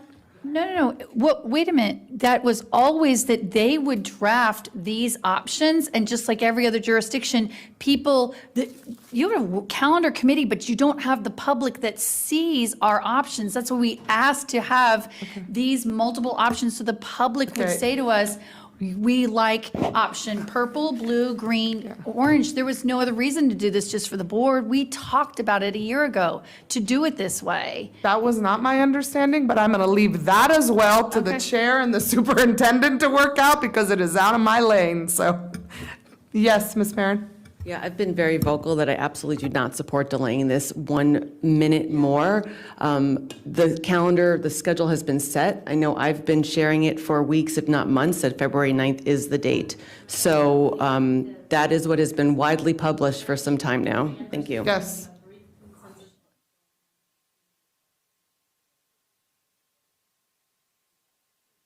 I mean, I feel like, I don't know, that's incomplete information since you have not sat down to figure out. But, well, I'm deferring the rest of the meeting towards your side. Go ahead. Say that Dr. Reed and I are going to go and look at calendars because of the 31st. Ms. Corbett Sanders has offered to see if there's a different day that we can go down, but I don't think there is because that's part of the VSBA lobby day. So we're going to go look at calendars. We will do the best to make sure that we have a robust, but we need to talk operationally and all these pieces. So if we're going to consider a change of the voting date, I will put it out to the board first before finalizing that date. So let us take a look and have a conversation, and then we'll see. So just 3 years is a long commitment. so that sound good? We'll put out in chair's notes as, you know, if we're going to make a change. So thank you, guys. I appreciate it. Bye. Go ahead. I'll turn it back to Ms. Pekarsky.